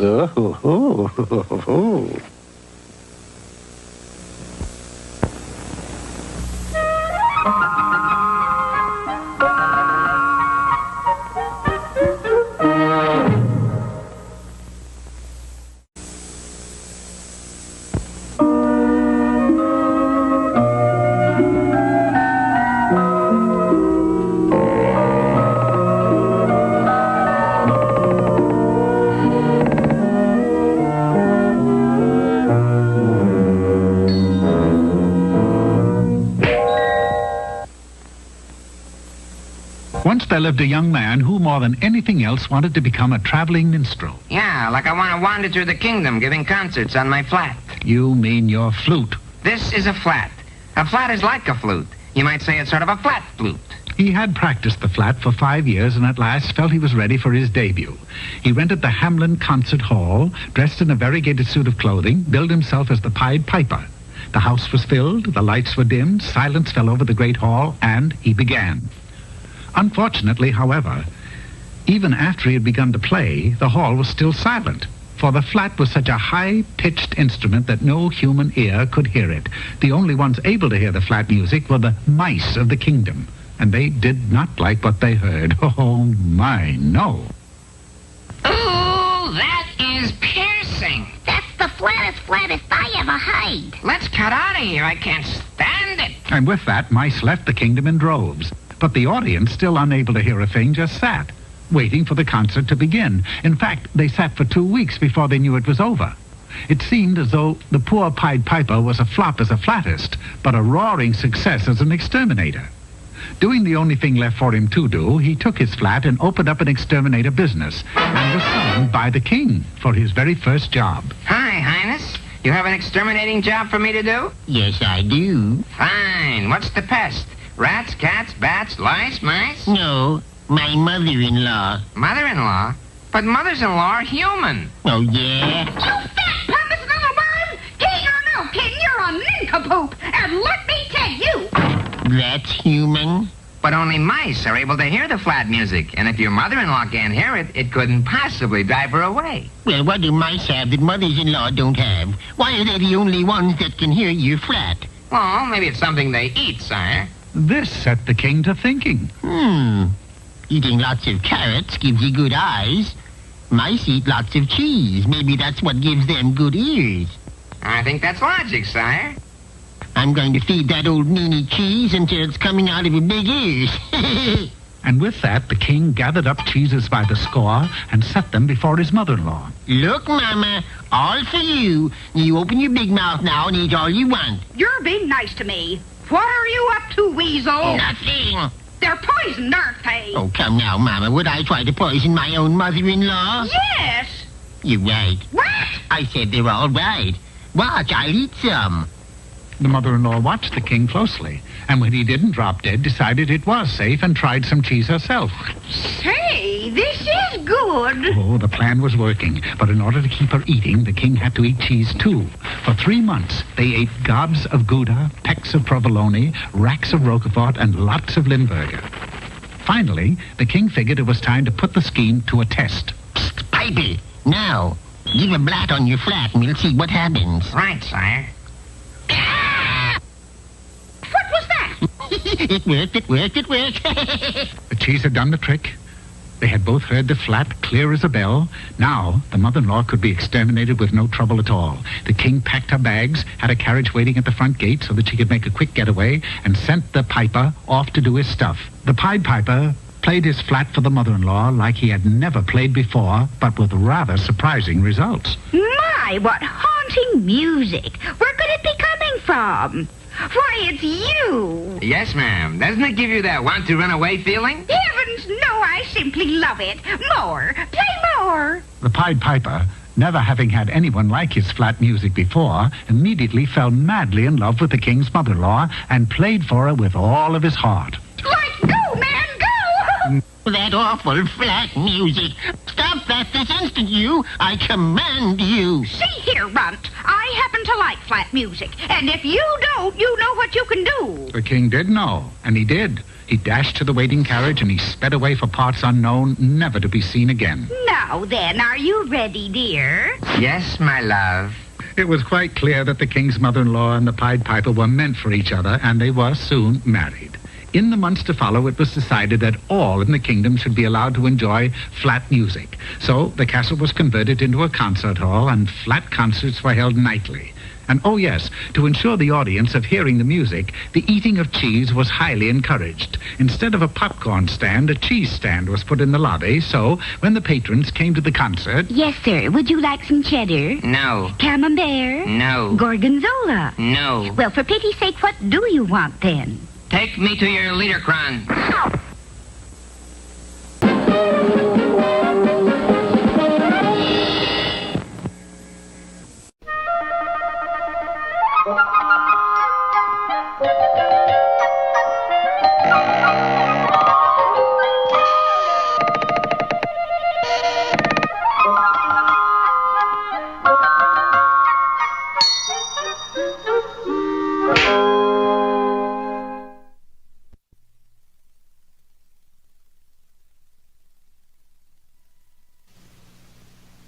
Once upon a time, in the little town of Daniels on the Rocks, there lived a beauty and a beast. Oh, I'm not really a beast. Actually, I'm a prince. But I'm all fussed up like this because of witchcraft. Please. But ugly as he was, he could once again become handsome just by being kissed by a beauty. Kissed? Oh, so that's the bit. Just get kissed by a... Man, it's not as easy as it sounds. That was probably the wrong girl anyway. And so, the beast set out to find the beauty whose love would break his magic spell. How do you do, miss? I'm not really a beast, but a prince. The victim of... You're no prince. And you're no beauty either. Boy, that's what I really needed.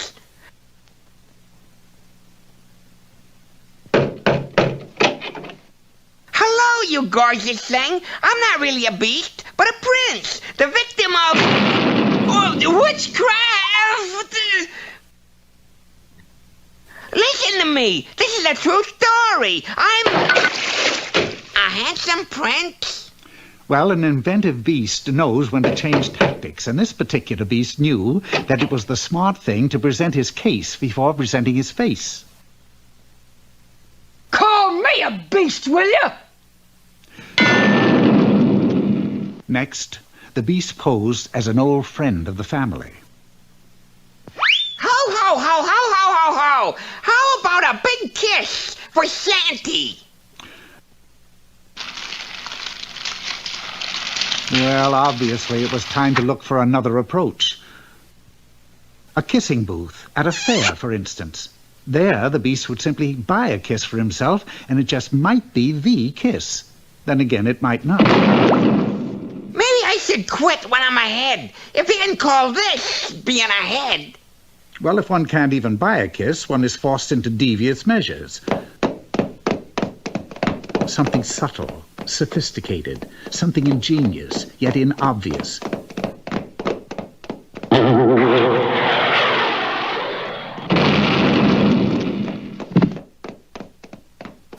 Fortunately for the beast, there was a wedding taking place in a nearby garden. A natural. The beast simply had to stand in line with the other guests and kiss the bride.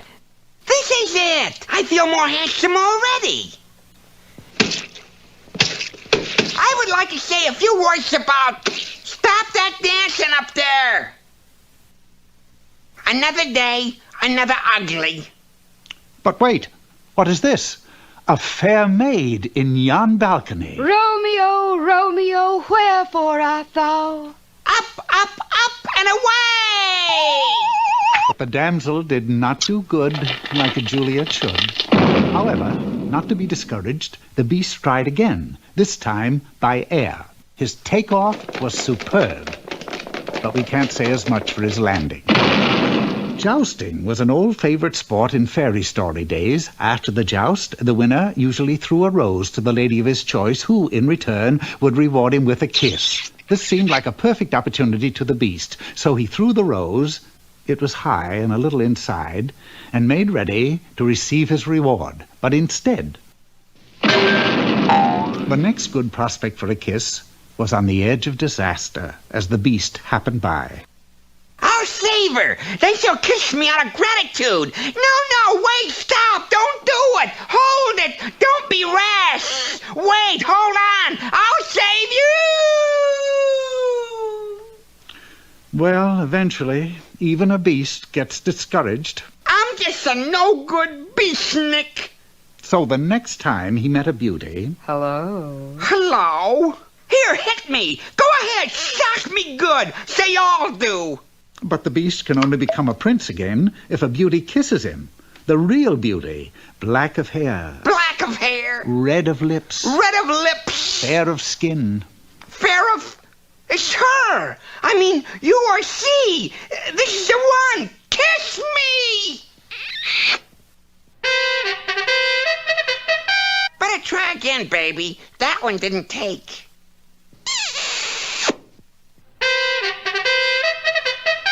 Well, the script says that you turn back into a prince. You really are a prince, aren't you? Listen, bud. You get kissed your way, I'll get kissed my way.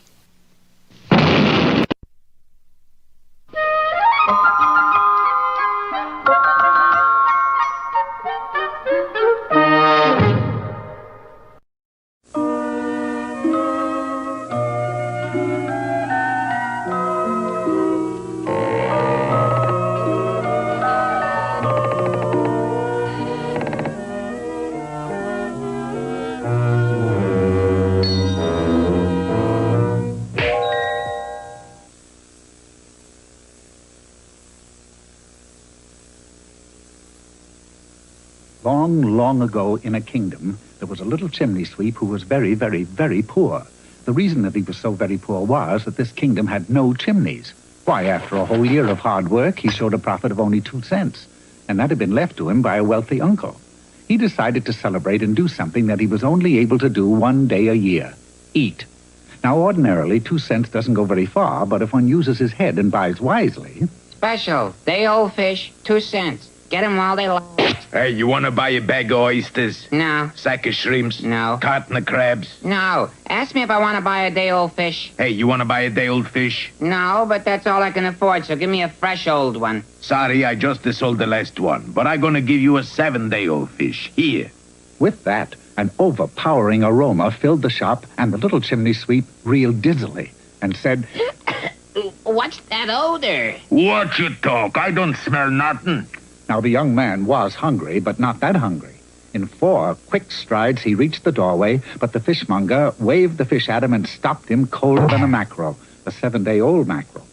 When he came to, the fishmonger had a strange look in his eye, and he was saying, Hey, kid, this is a magic fish. It has lots of power. Oh, boy.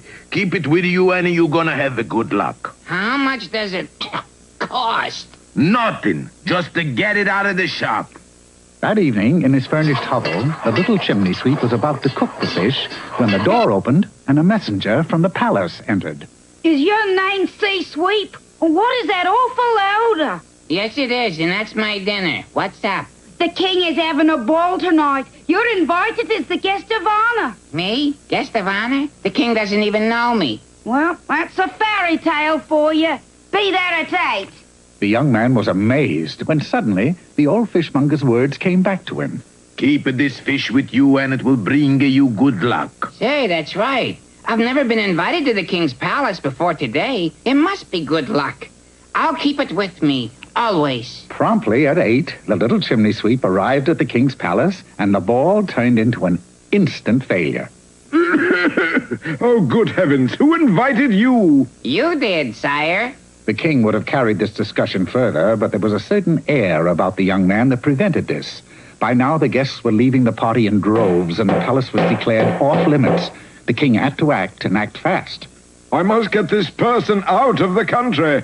I hereby appoint you a prime minister, and am sending you to serve in my brother's kingdom across the sea.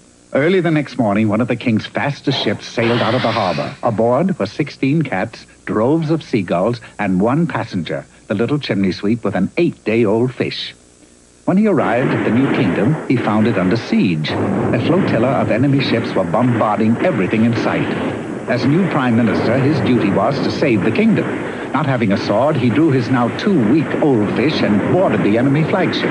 Stop this bombardment! Have you no sense of decency? The attacking force had no sense of decency, but it was clear that they had a most acute sense of smell, for... Retreat! And that they did most rapidly. The kingdom was overjoyed.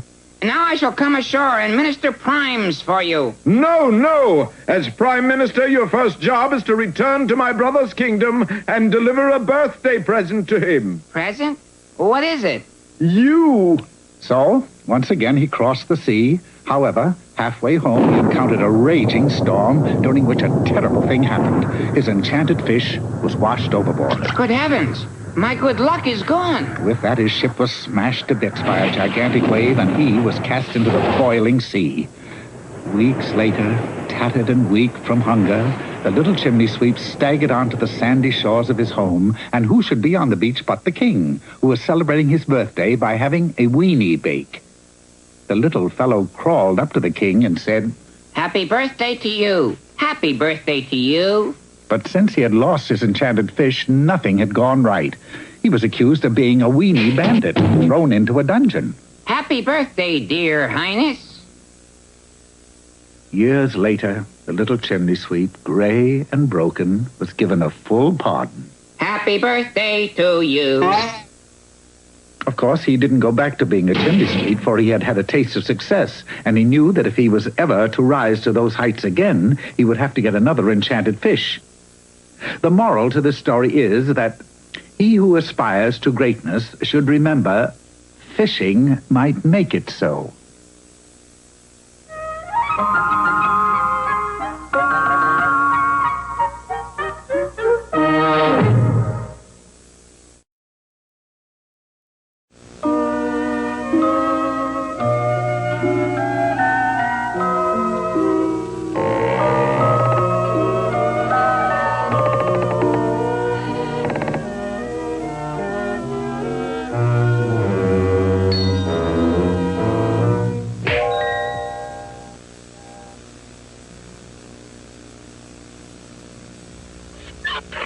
Once upon a time, there lived a king who was so kind and so just that his subjects called him the Good King, which in those days was quite a title because all the rest of the kings were pretty horrid. Unfortunately, the kind, good king had a very horrid son. A horrid, mean, odious, loathsome, repulsive... All right. You made your point. And obnoxious.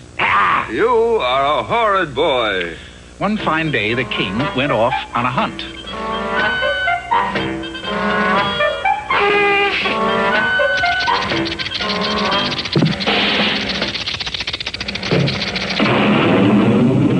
I was just testing you, good, kind king, to see if what I heard was true. I just couldn't believe there could be a king that good. So as you've probably guessed... I get 3 wishes. No, we've had to cut down a little. You know, what with the inflation and everything. You get 1 wish. Oh, but in every fairy story I've ever read, people get 3 wishes. Listen, Daddy-O, I'm not going to stand here and bargain. If you don't want the 1 wish, there are plenty of I'll take it. As you probably know, I have one of the nastiest kids in the kingdom. He is the most odious, loathsome, repulsive... What's his name? Darling, Prince Darling. What I'd like you to do is straighten him out. You know, the fairy godmother bit. The good king was quite satisfied with his wish and soon afterward died a happy man, free of the guilty feeling that when he was gone, there would be nobody to run the business. I'm your fairy godmother, you horrid boy. And your father's last wish was that I make something out of you. When you wear this ring, you'll know when you're bad, for you'll receive a prick on your finger. And my finger shall receive the same prick, for in that way, I shall know when you're bad.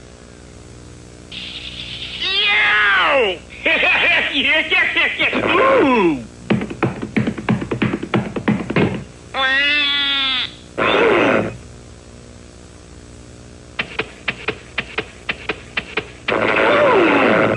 If you keep up your horridness, I'm going to have the sorest finger in the kingdom. Like I got the sorest finger in the kingdom. Don't like the ring idea, eh? Well, your father's last wish was that I make something out of you. That's something. Yeah, man, but what? This is the wildest thing I've ever seen. Oh, come on, fairy godmother. What kind of thing is that? It is a horrid thing. You are a horrid kind of thing. And so the horrid kind of thing went off into the forest. George, there's an animal with the head of a lion, horns of a bull, feet of a wolf, and body of a snake. There's a what? Animal with the head of a lion, horns of a bull, feet of a wolf, and body of a snake. What you saw was a rabbit. You just have an active imagination. You see, many times hunters mistake animals for all sorts of fantastic apparitions. Oops.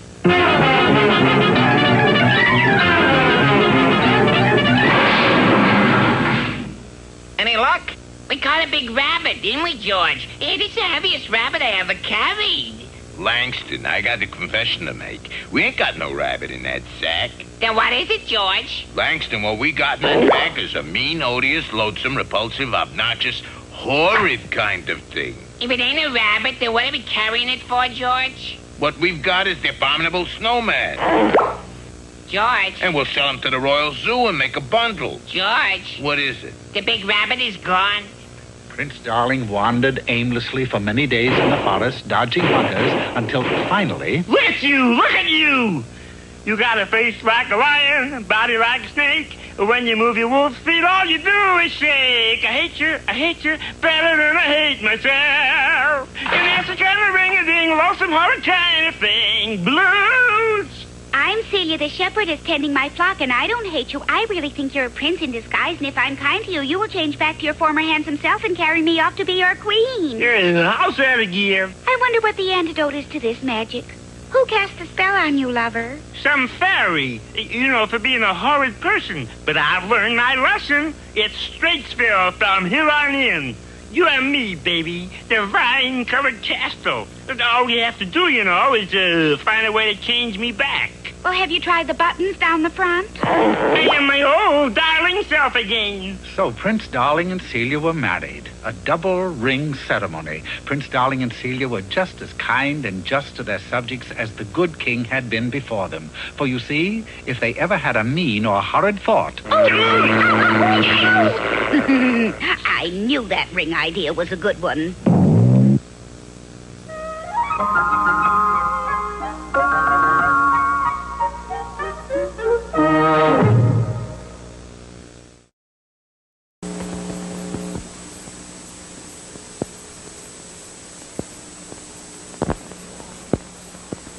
You all remember the story of Beauty and the Beast, how a beautiful girl fell in love with a beast and by her love changed him into a handsome prince. You may even remember that they got married and they lived happily ever after, for a while anyway. But what you may not remember is that they had a little boy named, Fletcher. Prince Fletcher. Oh, yes, of course, yes, Prince Fletcher. Prince Fletcher grew into a handsome man, but he wasn't happy just being handsome. I want to be famous, like Daddy.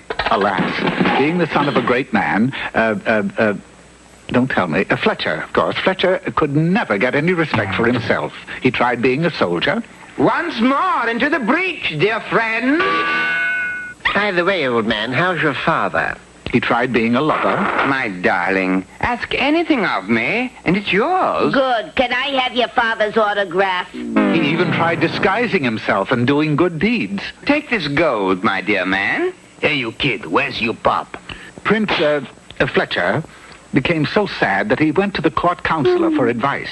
Why can't I be famous like Daddy? Because, my boy, he was in a book. To be a public figure, you need to have a book written about you. Oh, is that all? Well, I'll see some writer chap immediately. And within a few minutes, Prince Fletcher arrived at the office of a writer named Scrivener. Sordid J. Scrivener. I'm the prince. Yeah, I met your father once. I want you to write a book about me. An exciting book. Right, okay. Now tell me about your personal struggle. Struggle? Sure. Look, like this one. 20 years a jewel thief. Written by a man who is now admired and respected by those around him. Really? Sure, the other prisoners love him. And here's one about a guy who used to smuggle in Scotch terriers. I call it hot dog. But I never had a struggle. Or how about your near fatal illness, like this one here? How to have mumps for fun and profit. I've never been sick. Ever been threatened by danger, like the hero of The Monster and Me? Well, I was once scratched by a pusscat. Nah, it'd never sell to the movies. Isn't there anything you can write about me? Let's see, hey, I got it. Now look, Fletcher. Prince Fletcher. Yeah, well, Fletch, how about you being a beast that turns into a handsome prince? We'll call the book, we'll call it The Beast in Me, or Like Father, Like Son. Well... It's my best offer. Done. Right. Now let's hurry. Us freelance people have a quick turnover. And in a few moments, Prince Fletcher and his writer stood before a little hut in the woods. Winona Witch, magic spells, and peanut butter cookies. That's right, dearie. I put in a sideline. Well, Winona, we're here to do business. Good. How many boxes? Boxes? We need a magic spell. Oh. We want you should turn this, Prince Fletcher. Yeah, Fletcher, into a beast. Didn't I know your father? Get on with it. Very well. Beast. Oh, yes. Boogly, boogly, ear, kazan. Well, that's better. Here, fella, take a look at yourself. My. Could I borrow your comb? No time now. We gotta get started on your story. First, you gotta act like a beast. How's that? I don't know. You scared a couple of people. Here, try your luck on these old ladies. Very well. Pardon me, ladies, but boo. Oh, ow, oh! Wonderful. What a reaction. Great. All right, what's all this?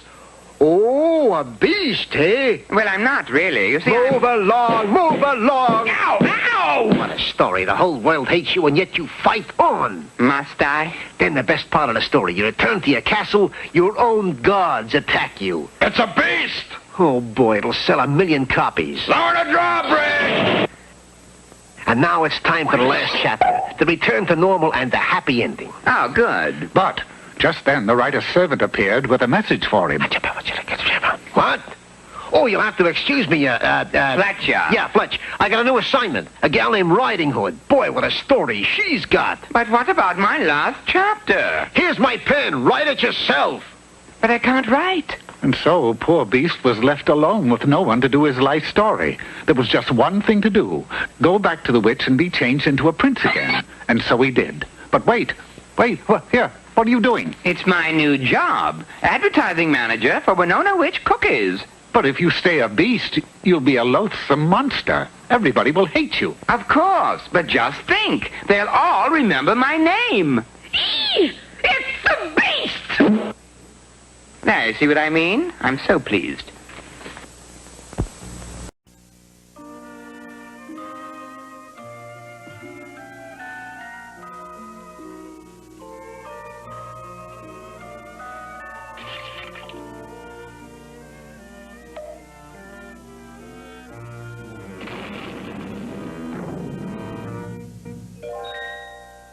Many years ago, there was a year that was a mighty bad year for witches. They were everywhere, big ones, little ones, ugly ones, and uglier ones. In fact, there were so many that there just weren't enough people to go round to cast spells upon. Let go! I want to put him to sleep for 100 years. You let go. I'm going to change him into a chicken. But I saw him first. You did not. It got so bad that even the witches couldn't tell which witch was which. Then one day, as a little witch was searching the forest for a victim... If I don't find somebody to cast a spell on pretty soon, I'll... Then suddenly, the witch saw a little frog sitting on a log near a pond. Well, what have we here? We have a frog. What have we there? I'm a witch. That figures. And I'm going to cast a spell on you. Oh, come now. I'm already a frog. What else could you do to me? But the witch was desperate, and with a wave of her hand, she changed the frog into a handsome young prince. Oh boy, that felt good. Hey, what's the big idea? I don't want to be a handsome prince. I was happy as a frog. Well, I admit it isn't the kind of a spell we usually cast, but times are hard. Ta-ta, dearie. The young prince went back to the log and squatted down where he used to sit as a frog and dreamed of catching flies, but somehow it just wasn't the same. He even tried a few croaks. Me. Chug-a-rump. Chug-a-rump. But it was no use. He knew that if he was ever to be happy again, he must find the witch and make her change him back into a frog. Well, it's like they say. You can take the frog out of the pond, but you can't take the pond out of the frog. So the young man set off in search of the witch, and after several hours of stumbling through the woods, he stumbled into a castle. This particular castle was owned by a king who had a very beautiful but unmarried daughter. Why don't you get a husband? They're all frogs or something these days. This young man who just walked through our wall doesn't look like a frog. Oh, are you a handsome young prince? No, I'm a handsome young frog. See? No. The boy is just a little mixed up. What he needs is a wife, say, like you. So, despite the young prince's protests, they were married. They were very happy and had everything except a home. But, dearest, do all brides have to live in a pond? They do if their husband is a frog. And where are those flies I asked you to catch me? But if I don't get a real house of my own pretty soon, I'll just die. The young frog prince finally gave in and built her a beautiful cottage. Then one day, when he was in the yard casing a June bug, a witch came by. Oh, goody, a handsome young prince. Probably the last one left in the kingdom, and he's all mine. I'll change him into a frog? Good idea. A frog it will be. That night, at the dinner table... You know, honey, you've insisted that you're a frog for so long that you're even beginning to look like one. But I keep telling you I am a frog, and if we don't move back to the pond, I'll just die. Just then, the little witch who had originally cast a spell upon him came by and was amazed to see that he'd returned to a frog. Mighty strange. Usually when I prince them, they stay princed. Well, I'll try again. Only this time, he was changed into a chicken. Well, that did it. And deciding that it was time to call a halt to such nonsense, he angrily stormed into the witches' union where he confronted the head witch. Now look, first I was a frog, then a prince, and now I'm a chicken. I've had enough Kings's X. Okay, I'll change you back to whatever you say. What would you like to be? Be a prince, honey. Yeah, a prince. So be it. Here, Prince. Nice prince. Not that kind of a prince. Oh, sorry. But try as she would, the old witch couldn't change him into a prince, so she finally returned him to a frog. Whew. I'm sorry, dearie, but you've been bewitched so much that I just can't make a prince out of you. The poor frog was confused and very sad. He turned to his wife and said, "Will you still love me even though I'm just a frog?" Well... Chug-a-rump. Yes. And with that, they both hopped back to the pond where they sat on a mossy rock and exclaimed, If we have to stay frogs for the rest of our lives, we'll just die. Of course, they didn't die, but you can rest assured that they croaked every night.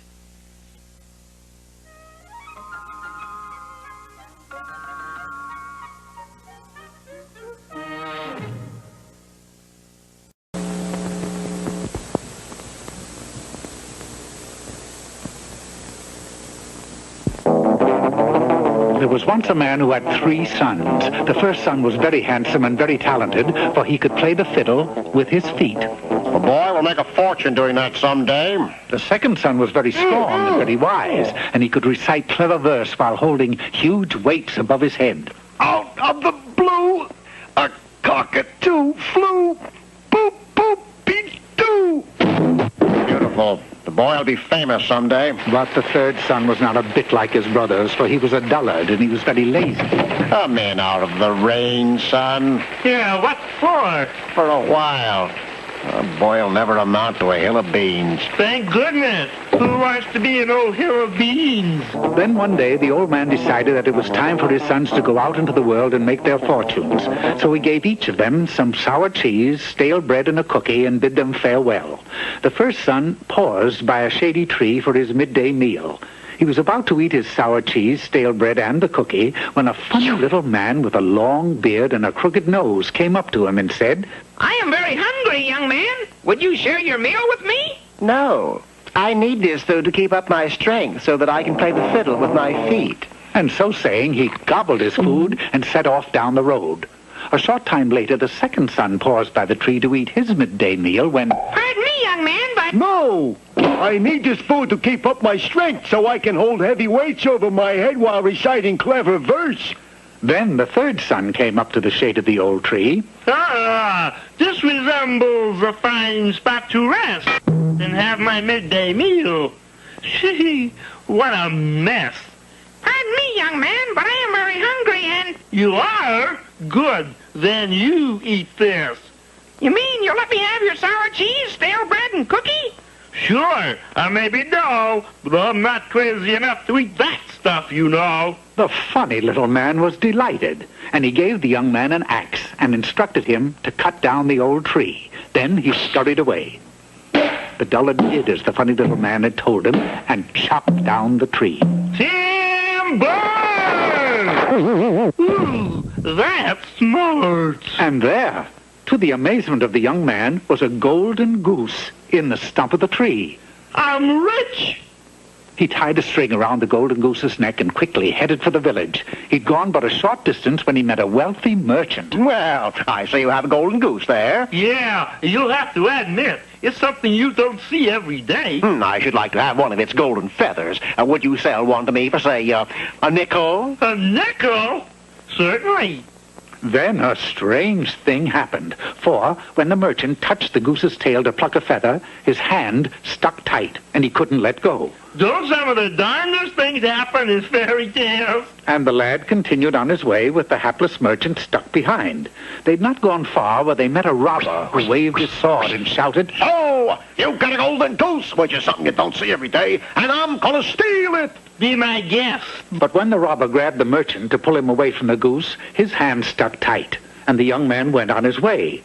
When they reached the village, the sheriff saw the robber who was stuck to the merchant who was stuck to the goose, and he also stuck tight. And so it went until an hour later, no less than 206 people were stuck behind the boy and his goose. Now it so happened that the king had a beautiful daughter that never laughed. But when she looked out of the castle window and saw the long procession stuck behind the goose, she broke into gales of laughter. Upon seeing this, the king rushed to the young man with the goose and happily proclaimed, You've made my daughter laugh, and therefore you shall marry her. Well, now, that is a good idea, but it's going to be a little crowded, isn't it? So the king called the castle wise man to solve the problem. Do not worry, Your Highness. I can make them all let go with the 17 magic words. Now, everybody who doesn't want to spend the rest of his life in the dungeon, raise his hand. The problem was solved, and so they were married. Now, ordinarily, any young man who has a golden goose and is lucky enough to marry a princess would surely live happily ever after. But such was not the case in this case. Oh, no. Because of that dratted goose, I'll be henpecked for the rest of my life, and that's for the birds. So remember, dear friends, if you ever meet a funny little man with a long beard and a crooked nose, don't give him your sour cheese, stale bread, and a cookie, or your goose is cooked. And now, on with the show.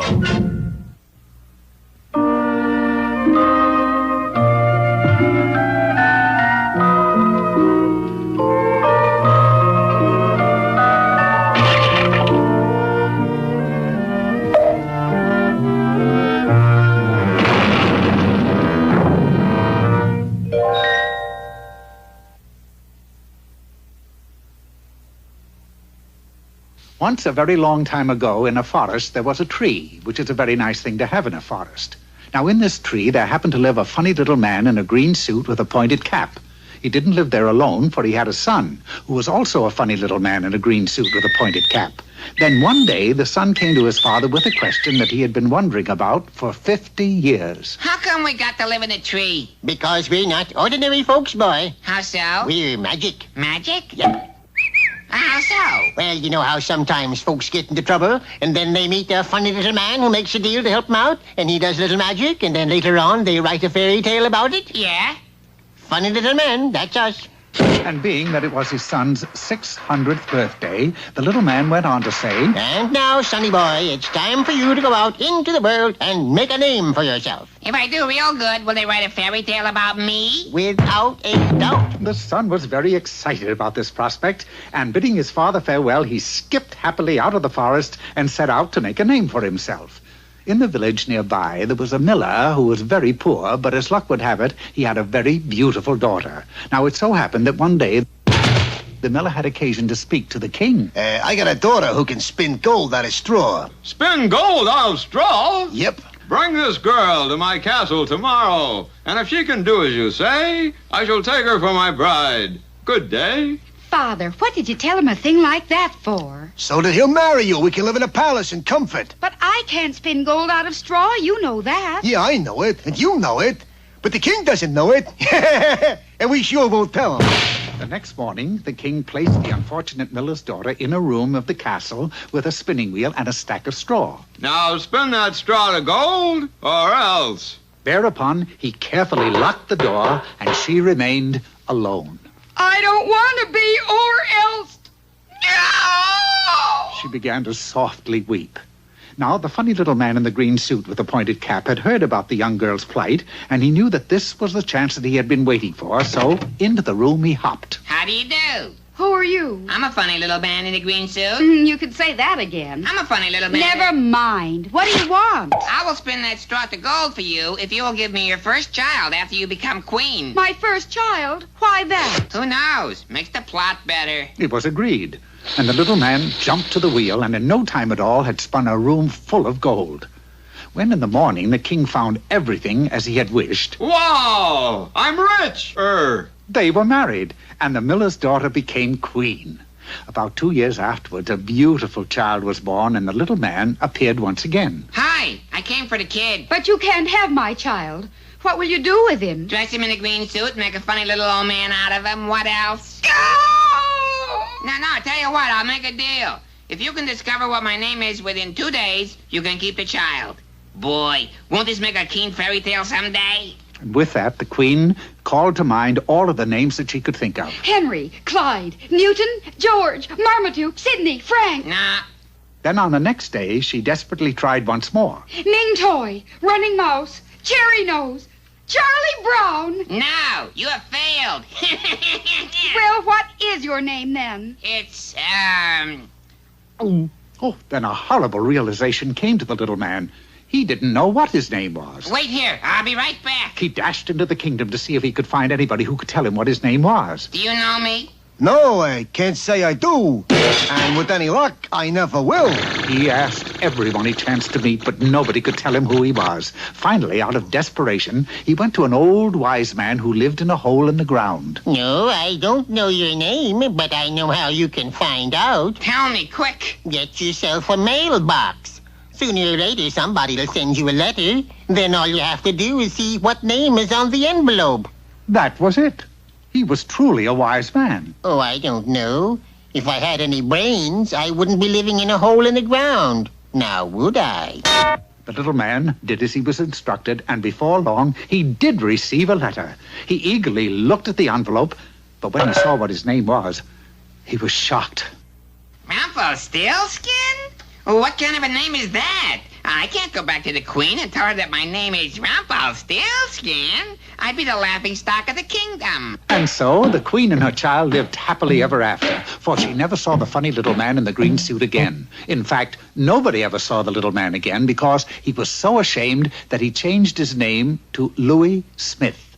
And we all know that there's never been a fairy tale about Louis Smith. That is, until just now.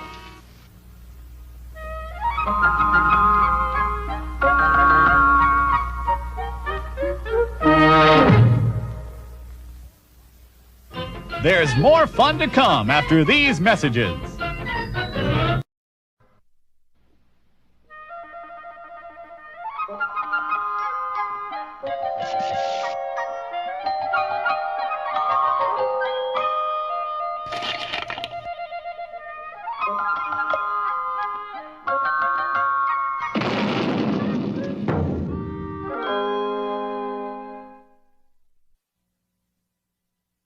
Once upon a time, there was an easel painter. He was a good painter and made a modest living for his wife and himself. All was well except for one thing. The painter didn't want to be a painter. He wanted to be a shoemaker. I am drudging my way through life. I want to do something creative. Such as? Who are you? We're elves, obviously. We always considered painting creative. You call that creative, elves? I'll tell you creative. Making shoes, that's creative. Something for the feet. Something that lives. Something to last throughout eternity. Shoes that sing. You mean you want to go down in history like Herman Cappuccino? Herman Cappuccino? Herman Cappuccino, just the greatest little shoemaker that ever lived. When Hannibal crossed the Alps, whose shoes do you think he was wearing? Herman's? Herman Cappuccino. Ooh. Tell me, elf, how could I be a famous shoemaker like Herman Cappuccino? You gotta suffer. You gotta spend time on the left bank in Paris. Study. Visit the shoe stores. And all true shoemakers gotta suffer. And so, that night, the painter told his wife of his plan to become a shoemaker. His wife said, Shoemaker are not made, they are born. Why don't you forget it and go back to something sensible like painting? 9. Even 10. Anybody can paint. I want to sit in cafes, discuss shoe exhibitions, make shoes in a garret, and above all, suffer. So the painter left for Paris, leaving his wife to shift for herself. He entered the famous school, the Beaux Chasseurs, and spent months working from models. Then he made 15th century shoes, 16th century shoes, 17th century shoes, 18th century shoes.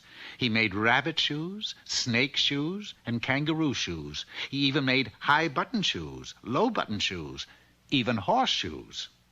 He made walking shoes, running shoes, sneaky shoes, squeaky shoes, but alas, he made no singing shoes. If only I could make a shoe that sings of spring, of love. How could I make a shoe with a soul? You gotta travel. Absorb different countries' culture. Yeah, suffer. Not suffer, travel. Get with it, will you? Yeah, that's it, travel.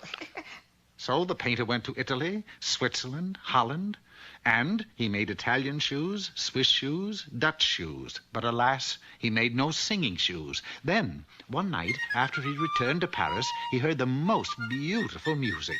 He followed the lovely sound, and there, in a bundle of rags, was a singing shoe. That is truly a shoe with a soul. What? I hope to tell you it's got a soul. I must have that shoe. Now, wait.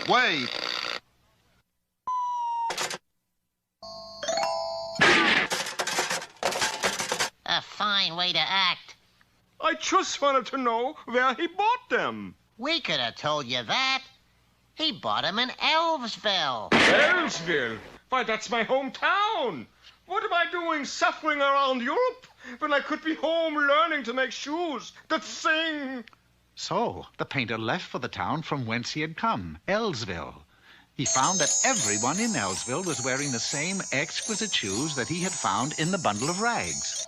Where did you buy those exquisite shoes? 2311 South Budlong. You turn left at the next... You don't have to tell me. That's my house. And sure enough, when the painter got home, he found the walls of his cottage lined with exquisite shoes, all singing merrily away. And who did he find sitting behind the cobbler's bench but his wife?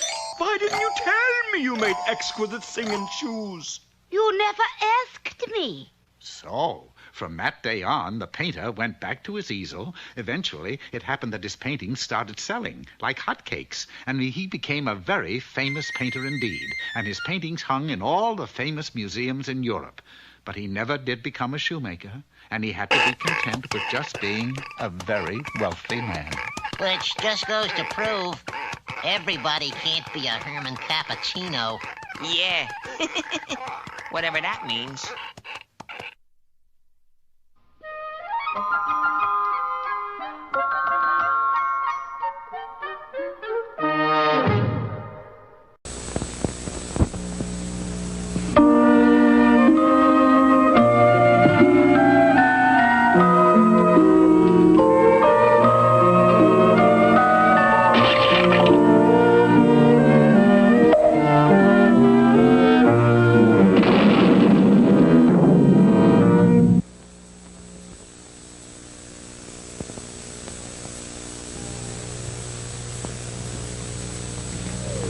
Once upon a time, there was a witch who, out of all the witches that ever lived, was the worst witch of all. She was a very ugly old hag, and because of that, she hated everything that was beautiful. Every time she came to a thing of beauty... How dare you sit there and smell good? She'd cast a spell upon it. Turn to seed, be a weed. Day after day, she would wander around the countryside casting her evil spells. Then one morning, as she was changing cute little white rabbits into bats... Wiggle your little pink nose at me, will you? How do you like those apples? La, la, la, la, la, la, la, la. Oh, that song. It's beautiful. Well, I'll fix that. Following the sound of the voice, she soon came to a castle, and there, sitting in the garden, was a young princess, the most beautiful princess in the kingdom. La la la la la. No! Lee! A witch! Good heavens, where? Don't be silly, I meant you. Me? Oh, yes, me. And I'm going to cast a spell on you. A spell? What for? For being beautiful. Is that bad? When you look like me, it is, honey. And with that, the witch cast a spell upon the poor little girl, changing her into a horse. Now you'll have to stay that way until a handsome prince comes along and kisses you, which will be Neversville, dear, because no handsome prince in his right mind will ever kiss a horse. Oh, darn. I hate days that start out this way. Alas, being a horse was quite a new experience for the girl, but she made the best of it by spending the next 6 months grazing in a nearby meadow and switching flies with her tail.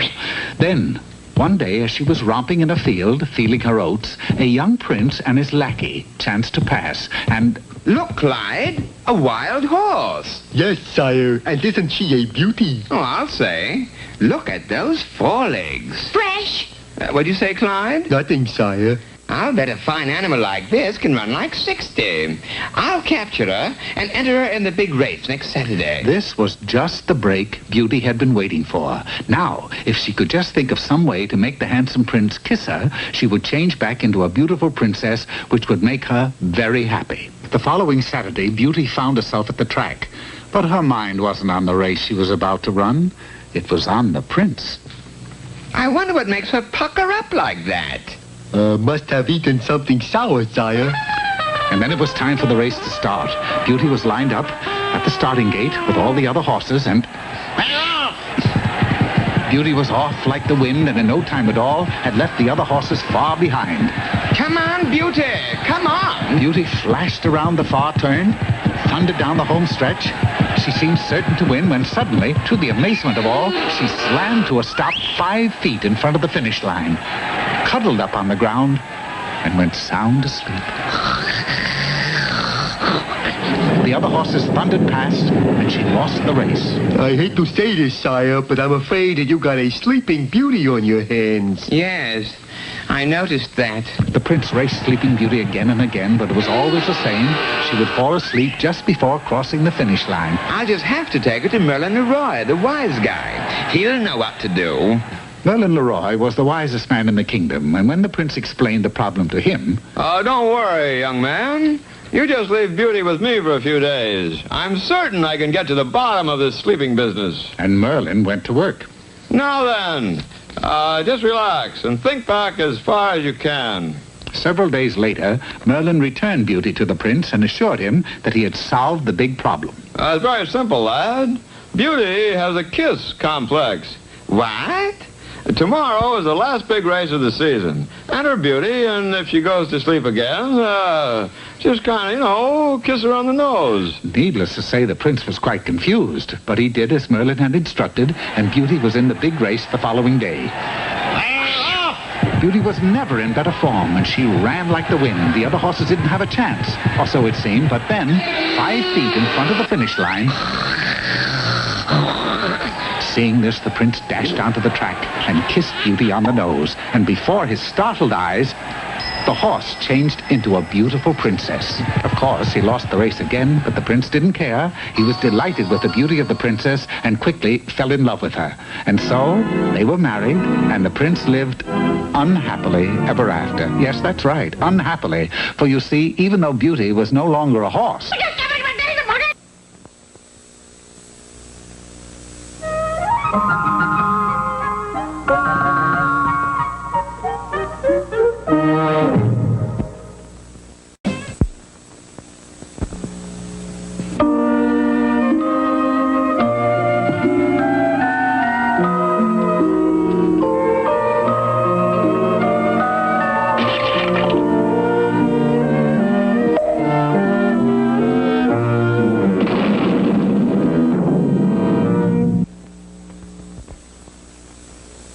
long, long time ago, there was a little kingdom which perched on the top of a high mountain. The king of this little kingdom was constantly trying to find new ways to raise money to buy the things he thought the country needed. Like, a new robe for the king, for instance. How much is it? 500 pesos, Your Majesty. Well, I'll have to levy another tax on the little people. But we already have a tax on everything, Majesty. What can you tax them for? Easy. I'll just tax them for being little people. Hear ye, all people under 4'6" will be taxed accordingly. Well, there weren't very many people that little. Matter of fact, only one family in the kingdom was under 4'6", the Goblins, and they didn't like it a bit. Maybe we don't have height, but we've got heart. If you're gonna live on this mountain, you gotta pay the tax. Then we won't live on the mountain. We'll live in the mountain. Come on, all you goblins. And the whole goblin family entered a hole in the side of the mountain and shut the door. And you better be careful from now on, or the goblins will get you if you don't watch out. But, as we said, that was a long, long time ago. Since then, many kings had come and gone, tall, short, and medium. But the goblins still lived inside of the mountain, from where they would sally forth on moonlight nights to try to get people. Hey, Sam. Huh? What do we do with the people when we get them? Don't ask me. We never got one yet. But sneaky though they were, the goblins had two weaknesses. First, they had very, very tender feet. Sam, on my foot, take it off. It's killing me. What's on it? A feather. Oh, I bet that hurt. The goblins' second weakness was poetry. Yeah, we hate it. And that's one of the reasons they never got anybody. For all a person had to do was to say, 1, 2, buckle my shoe. 3, 4, shut the door. And the goblins were stopped cold. Now, one day, the king decided to tell his daughter, Irene, the facts of life. And remember, the goblins will get you if you don't watch out. Have you ever seen a goblin? No, but... Well, how do you know there are such things? Is that a goblin? Of course not. Is that a goblin? No. Is that a goblin? Why, yes, I believe it is. It is! A goblin! A goblin! And the princess ran for her life with the goblin close behind her. I told you they'd get you. But I don't want to be got. Help! Help! The king summoned his knights, but their swords made no impression on the goblins at all. Things looked bad for the princess. Across a young miner named Curdy. And he was so struck by the princess' beauty that he was moved to poetry. Oh, Princess Fair, your golden hair, upon your head, I see it there. And, of course, that stopped the goblin in his tracks, for he just couldn't stand poetry. You saved me with your poem. Are you a handsome prince in disguise? No, I'm just a handsome miner boy. Brave, courageous. Couldn't you go somewhere and learn to be a prince? Like where? How about Princeton? Isn't that awful? Little did the princess know that the goblin who had chased her was the prince of goblins himself, that he was determined to make her his bride.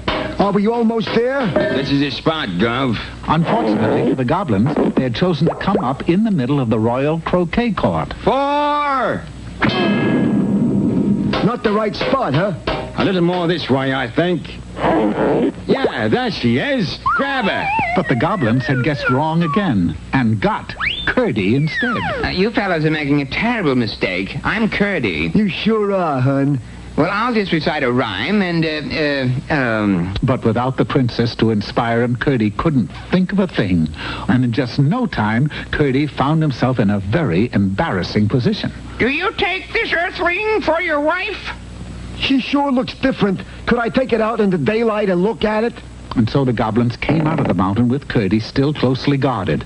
But who should he see just outside the hole but the princess herself? Again inspired, Curdy burst into verse.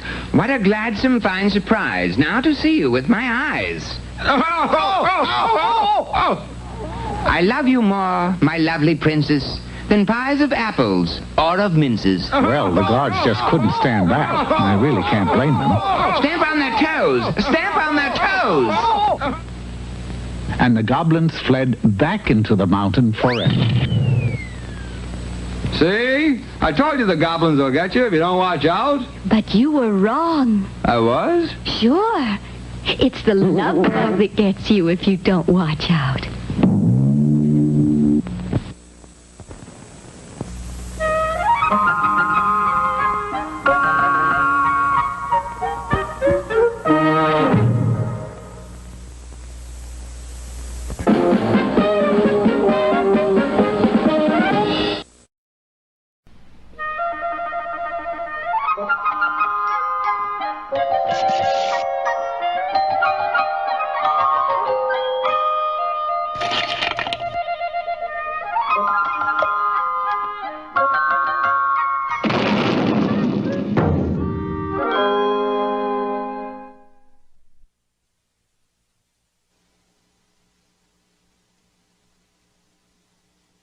Once upon a time, there was a handsome prince who one day, while riding through the woods on his white charger, saw a very strange sight. For there, in a clearing, was a most beautiful maiden in a glass coffin, surrounded by 7 funny-looking little men. Dwarfs, I believe they're called. The prince quickly rode to the spot and kissed the beautiful maiden. She immediately awoke. The dwarfs rejoiced. Hooray! Hooray is right. Now we could go home and get some sleep. And the young girl, whose name just happened to be Snow White, and the prince were married. Soon after, the prince was made king, and they lived happily for many years. Then one day, the king's wife presented him with a beautiful son. At 5 a.m. in the morning. Here, you walk the floor with him this time. And the king did. Night after night, year after year, the king walked the floor with his son, until finally, 21 years later... Oh, stop that! You are now a young prince, just as I once was. It's time you quit blubbering and go out to find yourself a bride. Bride? How do I do that? Well, do like I did. Wander around the country till you find a beauty under a spell, and then you kiss her. That's the way I met your father, son. That's right. Poison apple, wasn't it, Whitey? With that, the king promised his son a kingdom of his own when he found a bride, then sent the boy into the world to seek his true love. The young prince wandered about for several years with no luck. Then, one day, he chanced to learn of a beautiful maiden who was being kept in a high tower by a wicked witch. Her name was Rapunzel. Rapunzel? She? What a name. Seeking out the tower, he found it to be very high, with the only entrance being a tiny window near the very top. As he watched from the cover of a thorn tree, the wicked witch suddenly appeared and called out in a loud voice, Rapunzel, Rapunzel, let down your hair, so that I may climb the golden stair. The prince was startled to see shafts of golden hair tumble from the window, so long that it reached the ground, and the witch climbed up them. Soon after, the witch clambered down and was gone, and the prince approached the tower and called out just as the witch had done. Rapunzel, Rapunzel, let down your hair, so that I may climb the golden stair. He climbed the hair and found it attached to the most beautiful maiden he had ever seen, and he immediately fell in love with her. Beautiful hairy one, let me take you away from all this. I'm with you, but how do we get out of here? Easy. We'll climb down your hair together. But at that moment, the witch flew in on her broom. So! Which was just as well, for both of them, climbing down Rapunzel's hair wouldn't have worked anyway. Furious, the witch flung the prince from the window. Then turned to the frightened girl. I warned you about this. No cooking, no pets, and no visitors. With that, the witch pulled out some shears and cut off all of Rapunzel's lovely hair, then turned and sped away on her broom. Undaunted by this minor setback, the prince gathered himself together and called up to his true love. Don't worry, dear. I'll think of some way to get a rope to you. Finding a rope, he then bent down a springy tree to its limits, forming a catapult. Climbing on, he released it. And it flung him high into the air and towards the tower. But his aim was a tiny bit off, and he missed the window ever so slightly. Next, he tied some strong bed springs to his feet and began to bounce higher, higher, and higher, and higher. But again, his aim was slightly off. You'd better skip the whole thing, dear. The only way you'll ever get up here is to fly. Fly? That's it. I'll fly up. Oh, don't be cuckoo. You don't know how to fly. Not now, but I'll learn. The prince dashed off, and for the next 6 months, he closely watched the birds in the woods, copying every move they made. Then finally, after much practice and perseverance, by flapping his arms wildly, he was able to fly. Yahoo! Hang on, sweetie. I'm coming. He quickly flew back to the tower, but when he arrived, he found the one thing he hadn't thought of leaning up against the tower, a ladder. And Rapunzel was gone. Dear John, I have gone off with a prince named Charming, and he is, too. Love, Rapunzel. Oh, the poor prince was broken-hearted, and he could be seen forever after crying. And flying around and around the empty tower.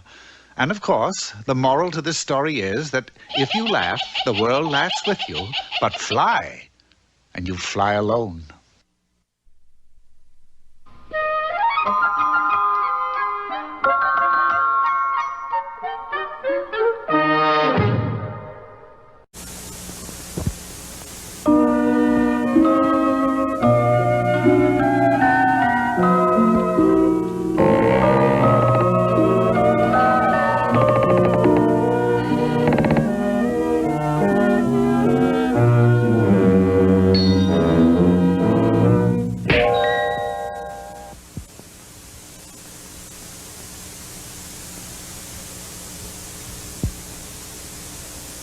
Once upon a time, in a faraway kingdom, there lived a little princess.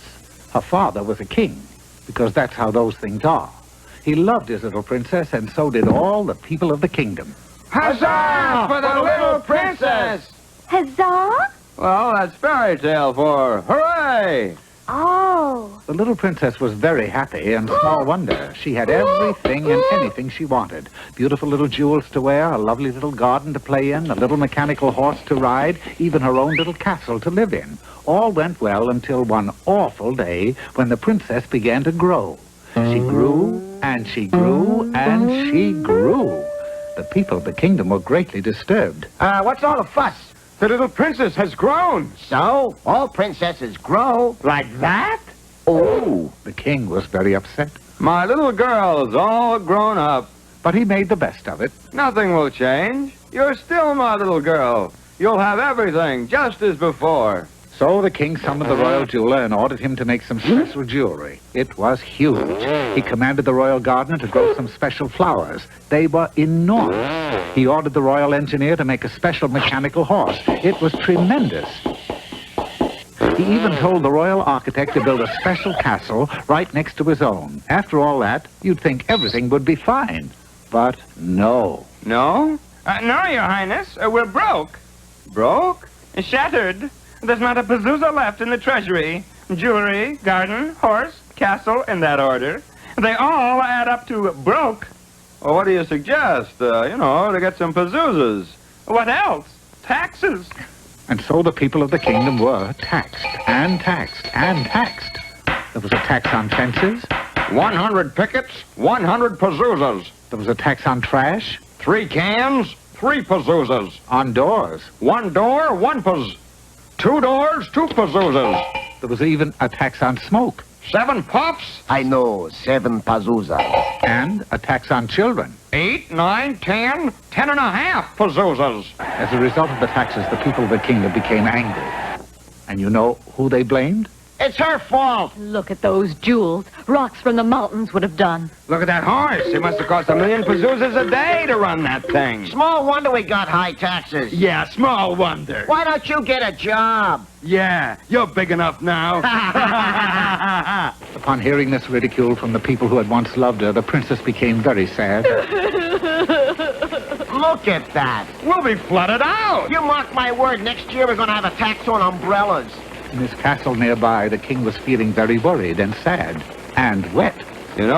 She isn't the same happy princess. So he summoned his royal cabinet for advice. The royal accountant, the royal lawyer, the royal writer, the royal efficiency expert, each of them gave their advice. More taxes. Tougher laws. More publicity. Get rid of her. Get rid of her? But how? Marry her off. Brilliant! I shall give a golden slipper to the suitor who wins my daughter's hand. A golden slipper? Isn't that rather a small prize? If it's one of her slippers, it's big enough. So a proclamation was made throughout the kingdom, and one by one the suitors arrived at the castle to ask for the princess' hand. When they actually saw it, though, they soon changed their minds. The princess became sadder and sadder. King, you gotta do something. She'll wash out the crops. So the king began to send the princess for long walks in the woods. One day, on one of her walks, she met a strange little man. Hello, strange little man. Hiya, Princess. Aren't you going to run away because I'm so big? Of course not. Aren't you gonna laugh because I'm so funny looking? Of course not. So they quickly became friends.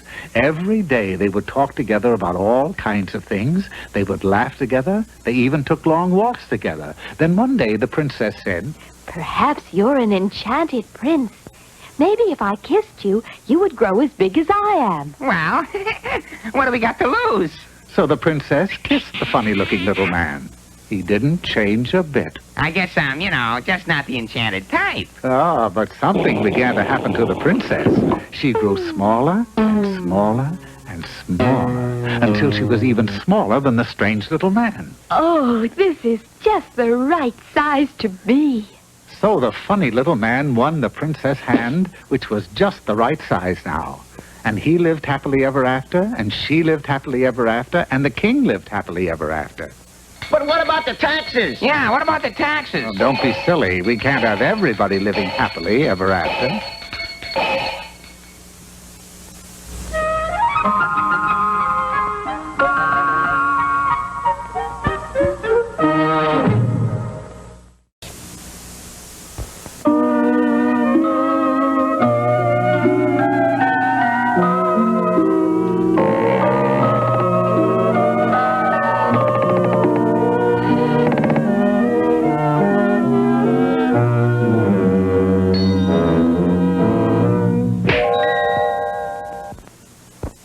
Many years ago, in a humble but dirty cottage deep in the forest, there lived a dirty but humble mud maker. He labored from sunup to sundown making mud, but was very poor, for then, as now, there weren't many people in the market for mud. When his day was done, he left the mud puddle and returned to the cottage where his wife always met him at the door with a hot meal.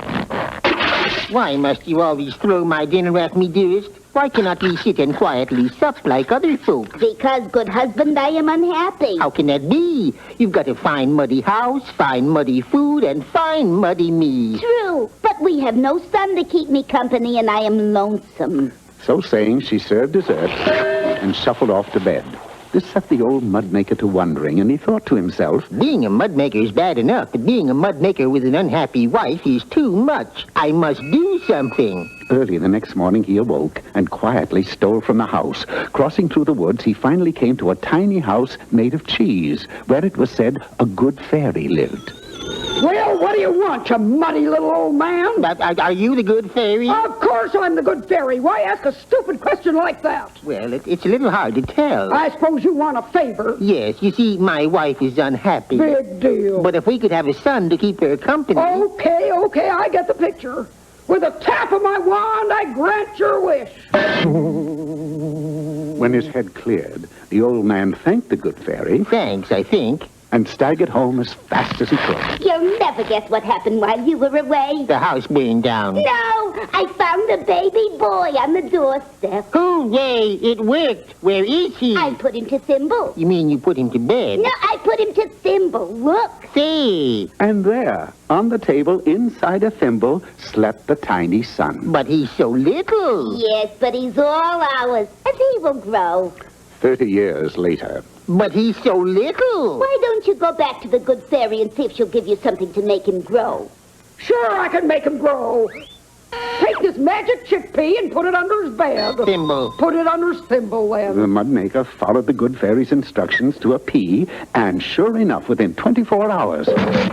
Hi, Mom. Hi, Dad. Down there. Good heavens, he's 7 feet tall. And so is his stomach. So they called him Thom Tum, and needless to say, the boy lived up to his name. More food. I'm hungry, hungry, hungry. Eat. Oh, keep it coming, Mama, honey. It wasn't long before Thom had eaten all there was in the house. Then he set off through the woods, gobbling up everything in his path. Good grief, I better get back to the good fairy and see what she can do about this. But when he found us... Say, good fairy, Hey, what happened to your little house made of cheese? Oh, some big fat kid ate it and then ran off down the road yelling, food, food! That's what I wanted to ask you about. If I ever find out who that brat's father is, I'll turn him into a toad. What was it you wanted to ask me? You think it'll rain? No. Me either. See ya. Now, it so happened that this was the king's birthday, and among the many fine presents he received was a beautiful fat duck. Perhaps it is an enchanted duck, Your Highness. You mean if I kiss it, it'll turn into a keen princess? Could be, but I was thinking more like maybe it lays golden eggs. They weren't golden, but they most certainly were eggs. The duck laid eggs by the dozens, the hundreds, the thousands. It seemed as though the duck would never stop, which she didn't. And before long, the castle was filled to overflowing with eggs. Desperate, the king sent out a proclamation. Hear ye, hear ye! The king offers 1,000 Pazuzu reward to anyone who can rid the castle of eggs! Hearing this gave the old mud maker an answer to his problem, and he hurried to the king. You say that you'll give me your boy, Thom Tum, and he'll get rid of the eggs. Yes, sir, sire. Good, then here's your money. Now give me the boy. Okay, dear, turn him loose. Thom ate like he never had before. Eggs disappeared as if by magic. He ate them scrambled, fried, boiled, raw. Then he ate the duck. Tables vanished, chairs were missing, huge holes were chewed in the walls. Oh, we're lost! And calling for his fastest horse, the king sped to the cottage of the mud maker. You've got to take him back, or we'll all starve. I couldn't be an Indian giver, sire. Oh, humor me. I'm the king. Sorry. Well, take him back, and I'll give you a kingdom of your very own. We'll take it. Dearest, what can you be thinking? There, Wallace. I have a plan. And so it was settled. Thom Tum was returned to the old mud maker, and he in turn was given a kingdom in a far-off land. His wife solved their problem of Thom by feeding him mud pies, which, as we all know, to kill anyone's appetite. And to make certain that they would never be troubled again, no food was allowed in the kingdom. The people were always famished. So the tiny country was called Hungary, and they all lived happily ever after.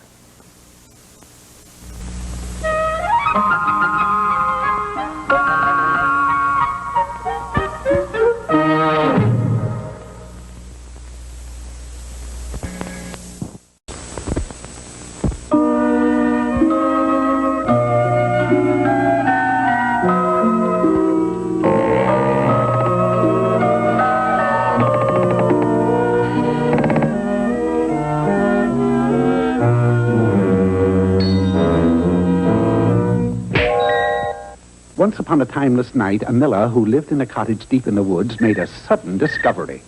Who are you? I am your daughter, dear Daddy Miller. A day or so later, the miller was again astounded. And who are you? I'm your other daughter, dear Father Miller. Yes, the miller had been so busy with his mill that he'd failed to notice his two little girls had grown up. They were named Snow White and Nose Red, and for a very good reason.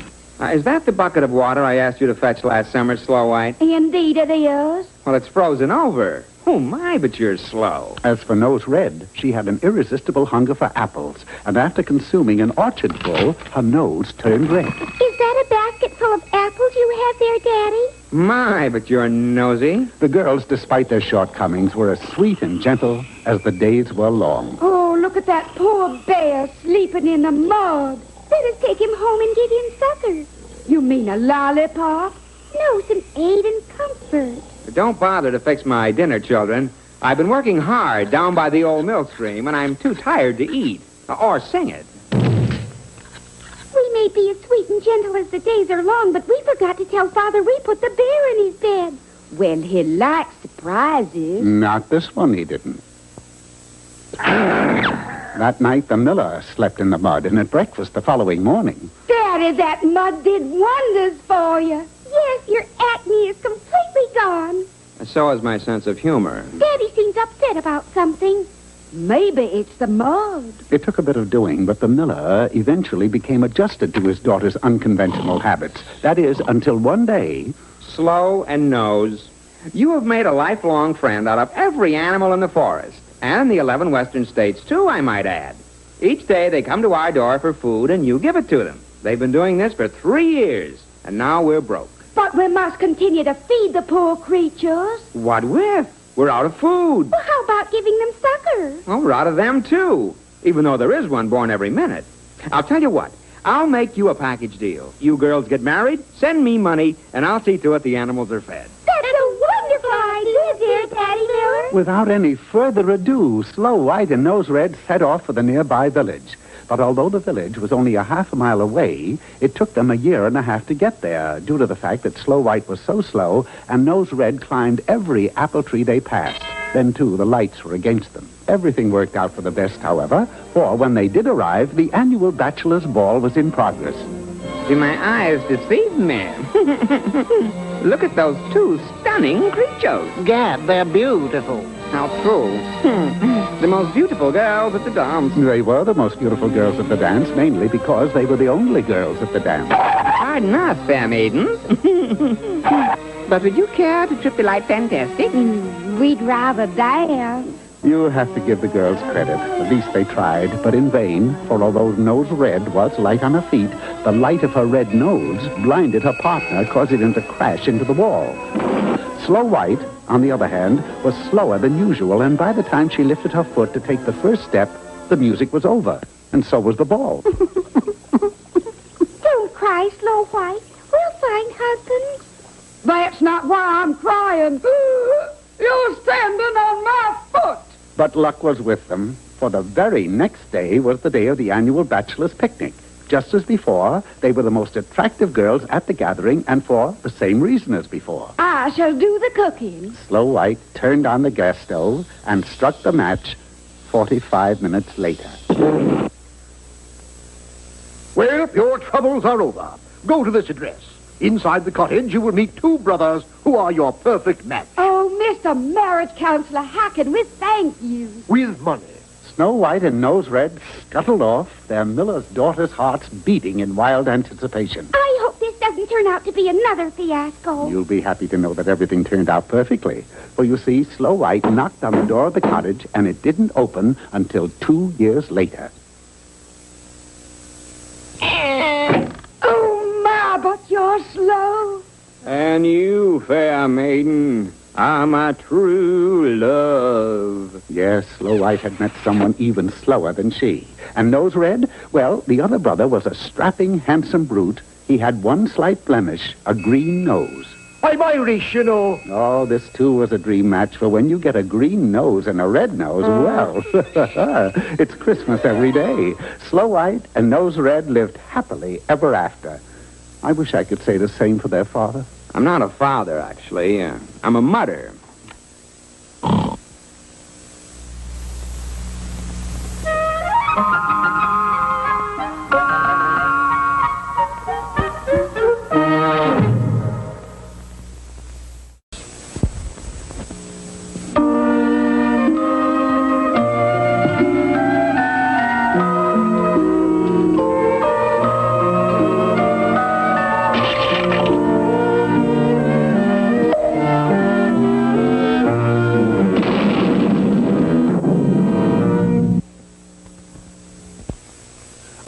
Yes, Prince Hyacinth and the Dear Little Princess. Just about the longest title we've had yet. At any rate, in the kingdom of Normandy, located near 3rd and La Brea, there lived a king named Dumb the 73rd. You see, that's how kingdoms get their names, from a king named Dumb. Funny? Oh, why am I laughing? I'm miserable. Yes, King Dumb was in love with a beautiful queen. Beautiful, but mixed up. You know what I mean? Yes, the queen was mixed up, for she was under an enchantment. And I feel terrible, too. How's it going, sweetie? Well, I'd feel fine if I could just get out from under this enchantment. Yeah. It keeps hanging on. Yeah, I know. Enchantment. Cry, aye. That stuff went out with a hula hoop. Next thing, she'll be telling me she sees fairies. Like that one. Hey, this is ridiculous. Ridiculous? If it wasn't for our business agent, I'd turn you into a frog. Your business agent? Certainly. International Fairies Guild Local 42. Oh, of course. But my call sheet says I'm supposed to help you out instead. So, what's to help? Well, it's the queen, really. She thinks she's under some sort of enchantment. Now, did you ever... She got a cat? A cat. Has she got a cat? Oh, yeah, it's about so big. Step on its tail. Step on its tail? You want to break the enchantment? Oh, yeah. So stomp already. Sign here, please. What's this? It's your receipt. That'll be $32.50, please. I'll just sign for it. Fairy number 53. Mission completed. Over. Fairy 53, this is Red Fox Leader. Go to 3rd and Spring. Woman with a hair problem. Ask for Rapunzel. Over and out. Roger. Step on the cat's tail. Oh, how are you, dear? Enchanted. Gargling doesn't help, huh? Oh, gargling, aspirins, mustard plasters, nothing. Maybe if I stepped on your cat's tail. Are you out of your mind? I didn't think it was a good idea. But as King Dumb turned to go... Is this where I get changed into a frog? Worse than that, fella. Let me look. You will marry the queen and have a son with a nose like a cassava melon. And until he says to the world, I got a nose like a cassava melon, he'll have a nose like a cassava melon. You got that? Oh, it seems a little hard. But if anybody tells him the magic words ahead of time, they shall perish, like instantly. Understand? Is it over? Am I a frog? I don't think so, dear. No, he wasn't. And what's more, the queen was no longer under her enchantment. And so the king married the queen, and they lived happily ever after until their first son was born, at which time the king turned into a frog and was never heard from again. You know, I sort of expected this all along.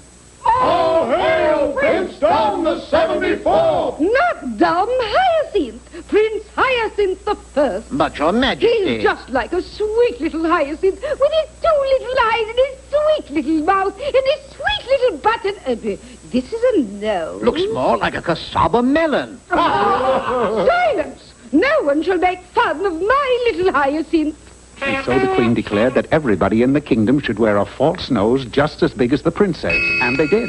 All went smoothly until one day... Mother, dear, I'll be 35 years old tomorrow. Yes, dear. And you know, I've never had a girlfriend. Tomorrow, Hyacinth, you shall have the pick of every girl in the kingdom. And so the next day every girl in the kingdom was lined up outside the castle wall, all wearing their false noses. All except one. How dare you? Where is your false nose? Oh, good gracious, I must have forgotten to put it on. False nose? I'll have your pretty head for this. False nose, Mother? Oh, it's nothing. Move along, you freak. But I find her attractive. With a nose like that? Oh, come, Mother. There's room for all of us in the world. Big noses, small noses. Kiss me, dear little princess. But no matter how the prince tried to kiss her, his nose was in the way. Oh, silly prince, why didn't you take it off? Take it off? Witty. Very well, my pet. How do I take it off? Like this! Mother! You too? Oh, I've been living in a big-nosed fool's paradise. But, Your Highness, you said there's room for all kinds of noses. Small, big. Big? My nose is incredible. Oh, yeah, but you're much more than just a nose. Let's face it, dear little princess. I've got a nose like a cassava melon. Okay, move over. What'd you just say? I've got a nose like a cassava melon. All right, sign here, please. Thank you. Kazam! I beg your pardon? I said kazam. That ends the curse. But... Oh, forevermore, I forgot the wand. So rushed lately, I don't know if I'm fading in or fading out. Kazam! And so handsome Prince Hyacinth and dear little princess were married and... Fairy number 53 in service. Go ahead. Fairy 53, go to 7th and Main. A happy ending isn't working out. Seems the frog wasn't really an enchanted prince after all. Over. Fairy 53, Roger, over and out.